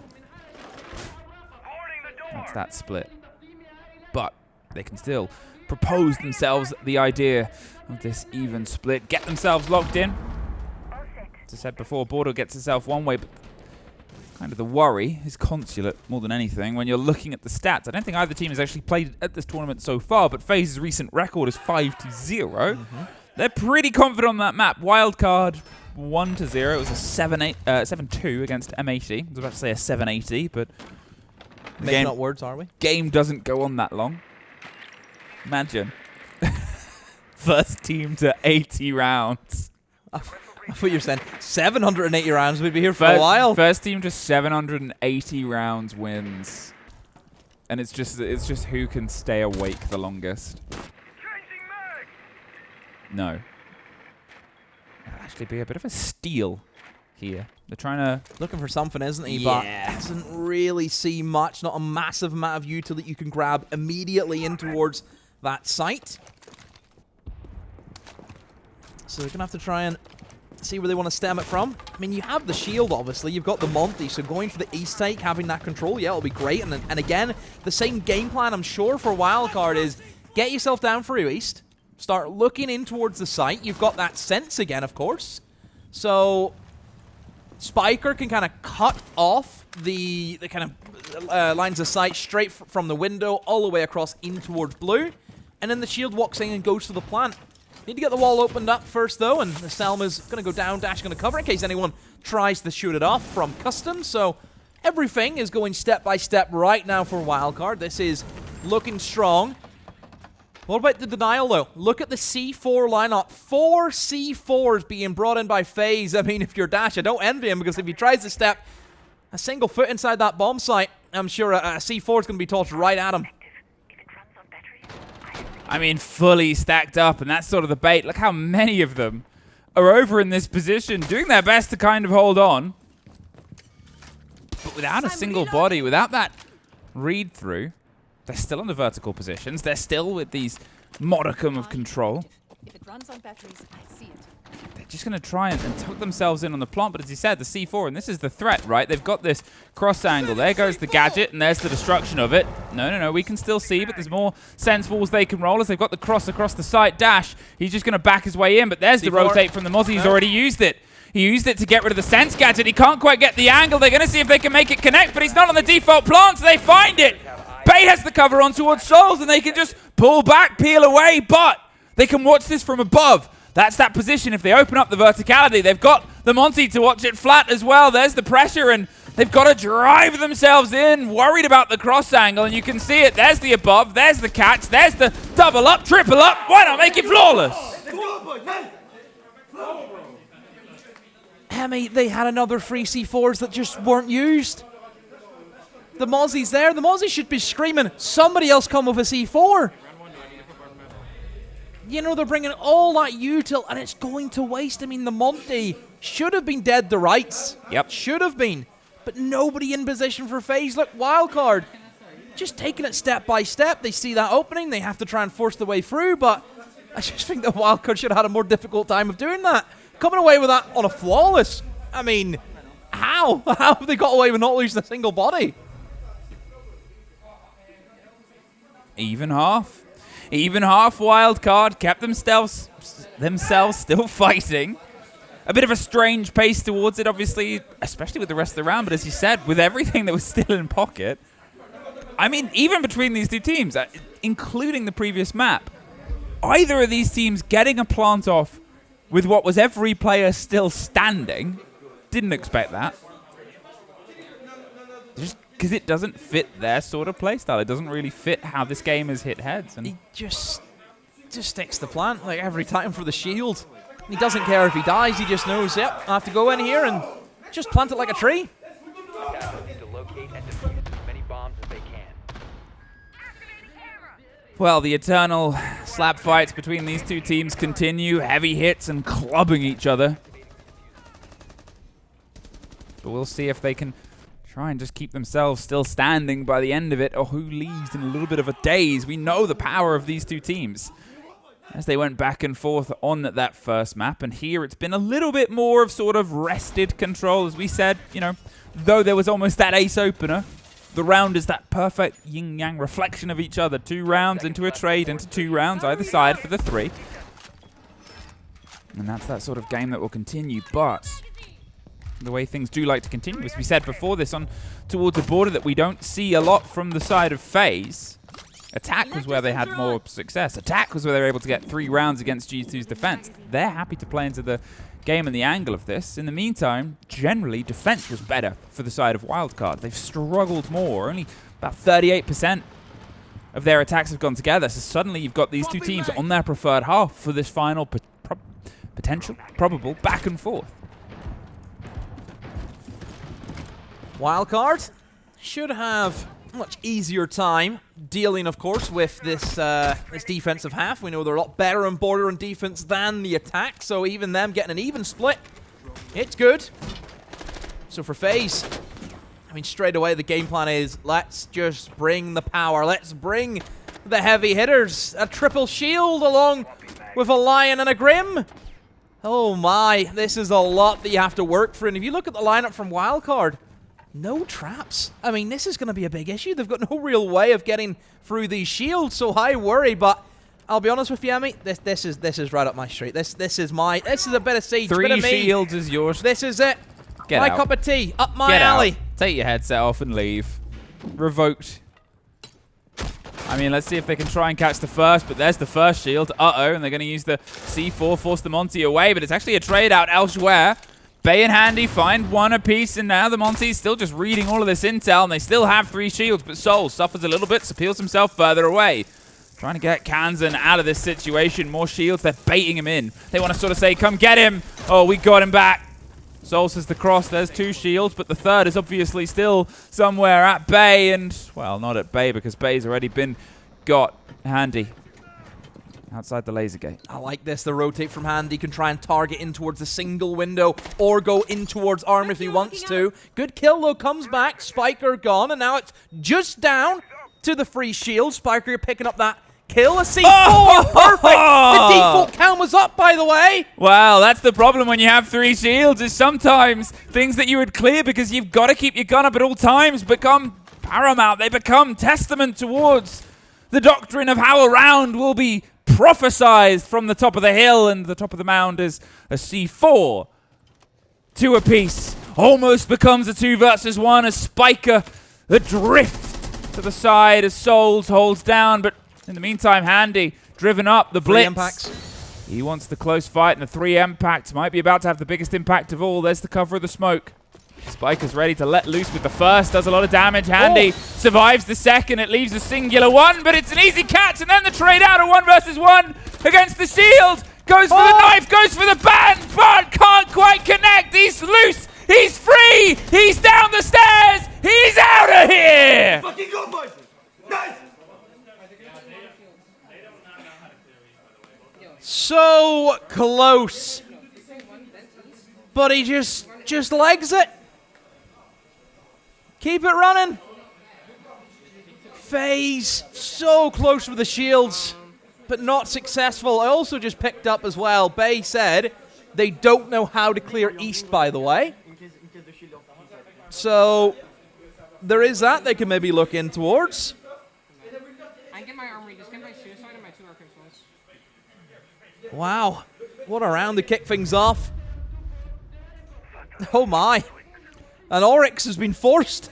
I mean, there's only 1 shield currently on the board, but Oryx is fun on this map. And to be fair, the 3 shields down to 2 shields down to 1 shield. They were able to just, I'm not going to say lucky, but compartmentalize. That was lucky. Soul's so close. Wildcard. The fun thing is, when you look back, similar story to our opening round in a slightly different way. It was a 1 versus 1 that came down to time, that came down to a player sprinting through beepers, probably screaming.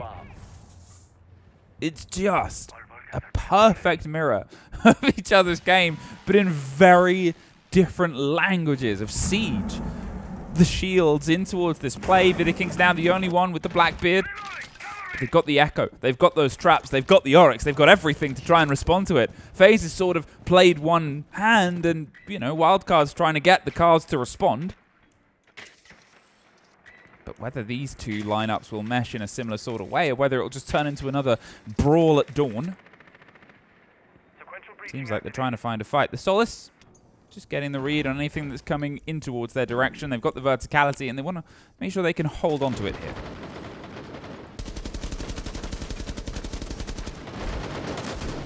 Much more different approach, of course, from FaZe. Slower paced. Starting that top floor probe as best as they can. Now, it looks so they're going to make their entrance in towards break room. There's a player. It'll be that Oryx and Bay. What a play! Able to also dodge away from the nade before Vidiking is there to eliminate him. It's going to be a 3v3 as Handy's also picked up Dash. Still a decent amount of time here for the attackers to play with. They've traded kills back and forth, but look at what we've lost on both sides. Yes, the Grim. It's going to be a bit of an issue losing that, but there is also the Echo off the board from Dash. A shotgun, an easy one for Spiker. Has to use the impact to finish it off, but still, a kill's a kill. I mean, had to do it, right? You could see the pressure was coming around the other side. He did great to lean in towards that approach, got rid of the player, and got out of there. And now, the 3 versus 2. They've got the shield. Hey, they got the default this time around, so they can't quite get the thread on from the C4, but still. Look at the impacts as well. We just talked about the operator selection to counter the shields. They've also still got 4 impacts. Blackbeard is going to be in a bit of a sort of detriment as soon as he pops his head round. So Souls has to try and double up with the player, but you know, you can see the pings coming through. Are they just going to hit impacts from underneath? Well, that's solid, so no game to be found. Instead, give themselves some wiggle room. Make things wide. Make things into cross angles as they try and go for the drop. And you can see that they've got exactly that. Nomad outside the door. If that position gets revealed, you know there's going to be some pressure that comes through from the side of Cans, and he's got to time this right, though. So the team works as a network. 30 seconds. The pressure of time is on FaZe. They're the ones that have to operate, and Wildcard are the ones that have to swing in. You can see the drop on the hatch, the pre-fire of the first bullet. They have an idea on where the players are. The Nomads moved their way in from the double door. There's the drop on the shield. The first impact does some damage. They can't quite get the second. The swing comes around. There's the next impact. There's the biggest one of all. Leaves them for a double Kansan. Yeah, well played from Wildcard. Just needed to sit and wait. They knew that FaZe were always going to be in the disadvantage. And FaZe, I think they may be a little bit worried as the timeout has been called.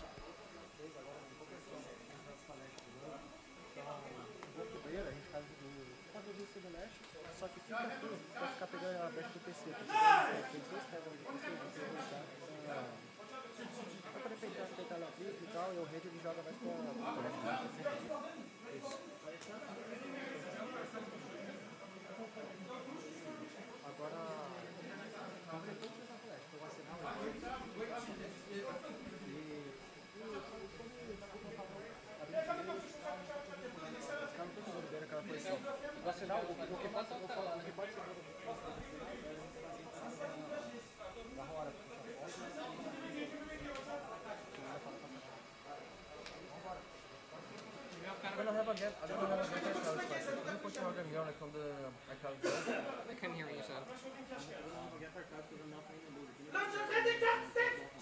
Like Africa? Yeah, Africa, yeah. So, again, those that are listening in and can translate, please feel free to.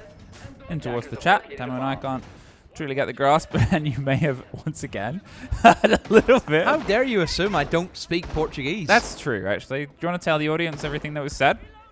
No. Okay, well, maybe you're just Not being... my problem. You either speak Portuguese and are being rude. No. No. Okay. Learn the language. All right, I will. I'm on the apps. I'm doing my best. New Year's resolution, friends. And Kansan's New Year's resolution since the timeout has just been to try and kill as many people in Rainbow Six Siege, and it's going pretty good. Obviously, with how this map opened up, as I said it a couple of times, almost pulled off with a Bay ace, and since then got a triple kill. But at the same time, Bay, he's been the opening kill, able to get it down 5 times. throughout this game, really keeping the competition on. At the same time, Kanzan, who is a big player from the first map, he's got, I think, a lot of his kills over the past couple of rounds, a couple of 2 kills. He's made sure he's had his mark. What a great way to end that one before, but Wildcard have now pushed themselves into a pretty good position. As I said, this was their preferred. The same way it's FaZe's preferred attacking half. They haven't been able to make a landing, but remember where we were on Club, right? They had the timeout. FaZe then won 4 of the next 5 rounds to win the map in its entirety. They do the same here. We've got ourselves in a similar sort of place, and the place might be Cyber right on the side of the site. Just saw a second of a player, and big kill onto Baby Shark, and now that's that alarm going straight past the fire extinguisher. They're watching from the verticality, but Cyber doesn't care what floor you're on. He just wants to put bodies down. There's the trade out, and there's somehow a handy kill with the Souls. Final connection, Cyber Zera. We've seen it all before from him. No surprise from Cyber, where he just makes the map look like his playhouse. Just walking in by himself, picks up 1, 2, 3, yeah. No problem with Cyber, and I just find it ridiculous how that's just what we're used to. Yeah. He picks up a freak, and I'm like, okay, what's the big deal? He does that all the time. It's just another day in the office, You mate. know, that just shows how much of a goddamn great player he is. Wow. Wildcard stunned there, weren't they? Just didn't really know how to get back into the round once Cyber made that play, and he was just in the heart of the bomb site. I mean, what a sort of gambit, right? Whether that was the conversation of the timeout, whether it was find opportunities, it's always that conversation that we sort of had when we had our score on the cast yesterday. Was that some of the team's biggest strength? When you've got teams like G2 or whatever, they'll look for opportunities, they'll look for gaps, and they'll find them. And FaZe, they're sort of in that echelon, they're in that tribe, they're in that group, alongside those teams that can find gaps. Cyber has proven. Slipped his way through, and Wildcard, sometimes their defenses are being played into. When you have 3 shields, when you have this approach or that approach, you can see that Wildcard, they're sort of posing questions that FaZe are doing their best to answer. And that was just, I'm going to play a different game. My game is I want to be in the site. Will they get something lucky here? Baby Shark. He's talked about wanting to go for picks before and peeks, and this time up the stairs. It seems like they're pretty aware of it. Oh, Baby Shark, get back in the house, buddy. Almost. Need to try and keep him alive as well. He's got the 2 L-mines, which would be great to deal with any of those sneaky walk-ups that, again, can happen. We just mentioned about FaZe, the way that they can spot those gaps. So if you maybe look at trying to get those Grismot mines placed somewhere, I'm sure that would help in the longevity. But still just wanting to keep them again. Maybe just fearing that there could be a shield, but we know there's no shield on the side of FaZe. Again, you never know. Overall for FaZe, very step-by-step here at the moment, isn't it? Just, oh, yeah. They see the bomb site. I mean, custom's not great. Not great at all. You just kind of take upstairs. You've got full verts, and you've got 2 hatches, and you've got an exterior breach, and you've got a window that goes straight into the site. That's a lot. That's a lot of things that are not in favor for the defensive side. Well, without being able to get that opening body, they've at least got themselves inside the building, got some control, and obviously this isn't a site that you see all too often. No. But you've seen it from Wildcard, and I think they're the only team to have actually played this site across a lot of the stretch. They enjoy sort of stretching their legs. They played Hammam, haven't they, in the Fortress game that yeah. they had? So, yeah, they're the very off-the-cuff kind of team. Dangerous team if, you know, they're picking sites like that and think they can work. But, again, it's that pressure that FaZe can start to create. They haven't actually really opened up any of the site walls that moves in towards customs, though. That's maybe something they need to try and rotate souls with that hard breach gadget and open that up. And, oh, Dash! Dashes away, but straight into the arms of Cyber, who picks up 2. He's on it again. He just makes it so habitual. And it seems his well-practiced Rude has been putting bodies down. Vidaking Might have just missed the mark, but he's about to get potentially a catch as the Solar slips their way past either side. However, they don't know about Vidaking's position yet, so he can try and dig himself a bit closer. Look at the approach. FaZe prowling step by step, ready to just try and rip fangs in towards the defense. Souls from above. The collapse comes once again and enraptures and wraps around them, coils and pulls them apart. Baby Shark was almost the first gone. But with how that ended, he might have wished to avoid the bloodshed and been caught earlier. FaZe tie themselves back up.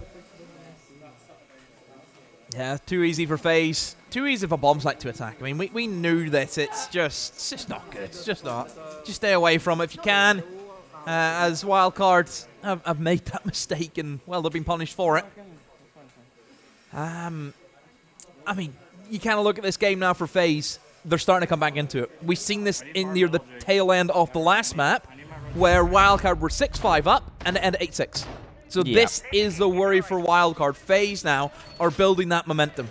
It's, as I said before, the last time the FaZe timeout worked, it got 4 of the next 5 rounds in towards their favor. Here, they've got the opening 2 since the timeout, and it's just a team that knows itself very well, a network of players that understands only the pressures of the game, the conversation, and now all tied up.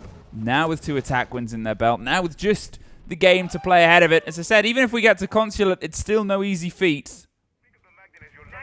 But Wildcards, unfortunately, a bit on the back foot of an unbeaten run at SI26 so far. Again, as the reminder, whoever loses this game is not done. They'll still be at the main stage. They fall to the lower bracket. But we get to confirm one of our first teams in towards that upper bracket final. One of those teams that separates lifting the hammer by only 2 series. And FaZe, they want to get themselves that double down. They want to prove that it isn't a lower bracket that makes a great SI winning team as they proved last time. They just want to show it's the top dog that deserves it.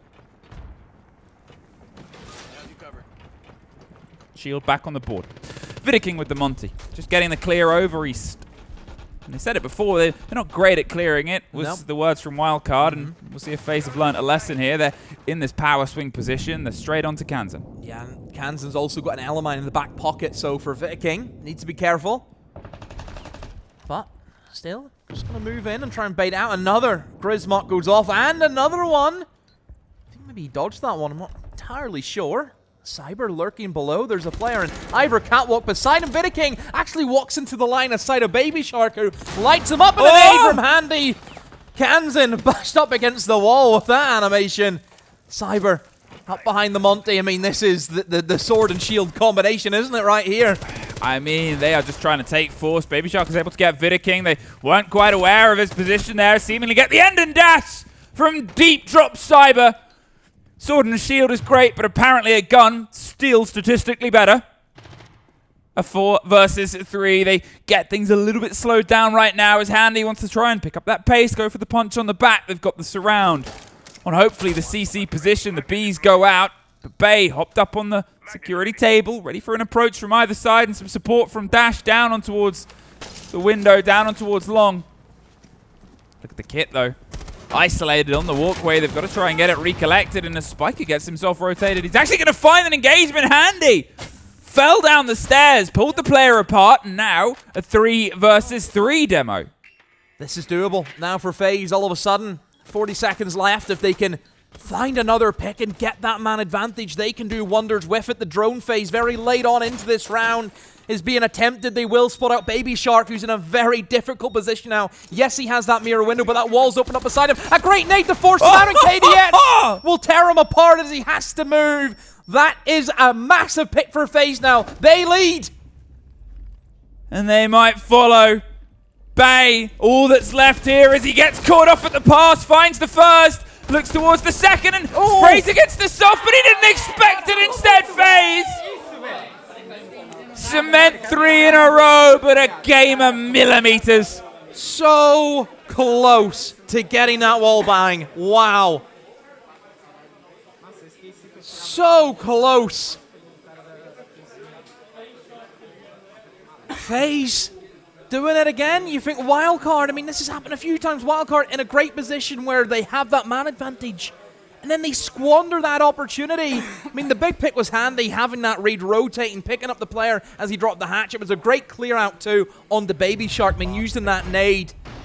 Great teamwork from FaZe, and yeah, they've got the game now in their hands. That's 3 in a row.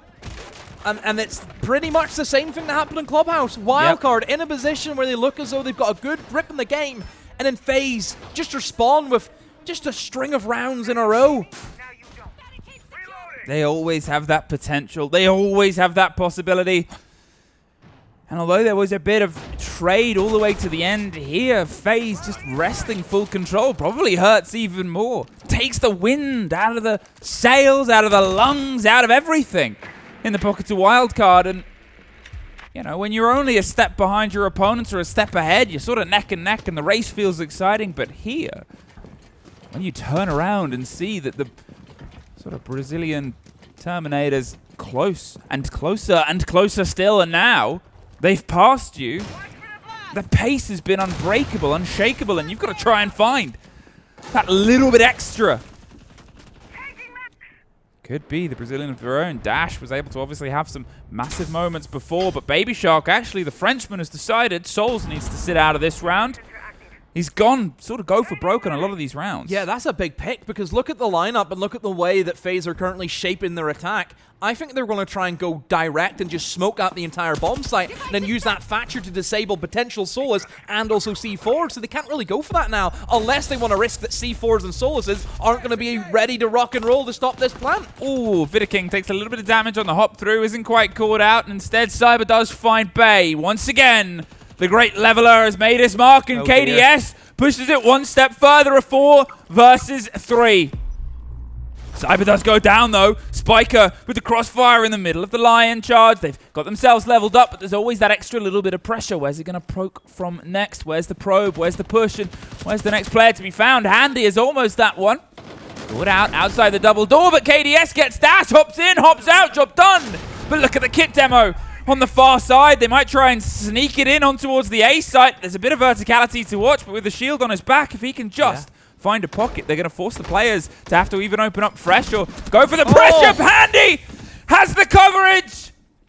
And now, as the plan is being put together and Spiker is suffering a C4 delivered to nobody, a post plant with a Monty against a team like FaZe, those reigning champs. One more gets knocked towards the side and confirmed by Spiker. 30 seconds, but the pressure on the hatch. They're watching. They're not giving him any ground. They're sort of forcing the motion down the stairs. There's a drone that will tell all in a novella. They really would be happier to not read. 18 seconds and Amonte on the kit makes the statement, I'm watching you, do your best. Pulls his way round, tries to probe the fight at this point, 10 seconds. And although he can do a little bit, those reigning champs that ran the lower bracket last year, this time they've shown a stronger hand demo. This time they'll stay in that upper bracket. This time they'll go to that upper bracket final. And this time it'll take more than a wild card to beat their stacked deck. FaZe, job done, 2-0. Win confirmed, they keep it moving in that upper bracket. Wild card. Made a good effort, but I just think too many squandered chances in this series. Wildcard put up one heck of a game, but this is the difference. Whenever you're in a positions where you can close out rounds, you need to close them out. Because whenever you're against teams of this level and this caliber of FaZe, they will punish you if you don't take those opportunities. Wildcard, obviously, still within, still with a fight. They've obviously still got that potential challenge. Where will they get themselves next? Will be the lower bracket, obviously. There's always still game for them to play. There's always still the potential. There's always still more on the board for a team that, as you've said, have done so much. But everyone has to take a knock at SI. No one's ever really made it clean, and, well, it won't be clean for Wildcard. FaZe. Oh, the performance, obviously, throughout the map. You can see the moment there was a timeout. You can visualize how powerful the team rallied back on towards it, and just dominant FaZe. Yeah, this is the DNA of FaZe, isn't it? Whenever they have that sniff, they go on a run. And I mean, Handy is the MVP of the game. He was the highlight player. We mentioned him before we went into this series and how well he's played. And look, again, everyone from FaZe, I just think, are so talented. It's so difficult to pick who is the best player on this side. I think probably with the history and the legacy he's had, I think a lot of people would naturally go to Cyber, wouldn't they? For me, it's Souls1. That's my favorite player in the team, and he always has been. Just love the way he plays. But obviously for Handy, I mean, just like his brother, just like his twin, those two. It's crazy. I mean, it's not often you see as well him and his brother, the twins, performing at such a high level because we know how good Fury are as well. We do. And, well, we know how good these teams will all continue to be.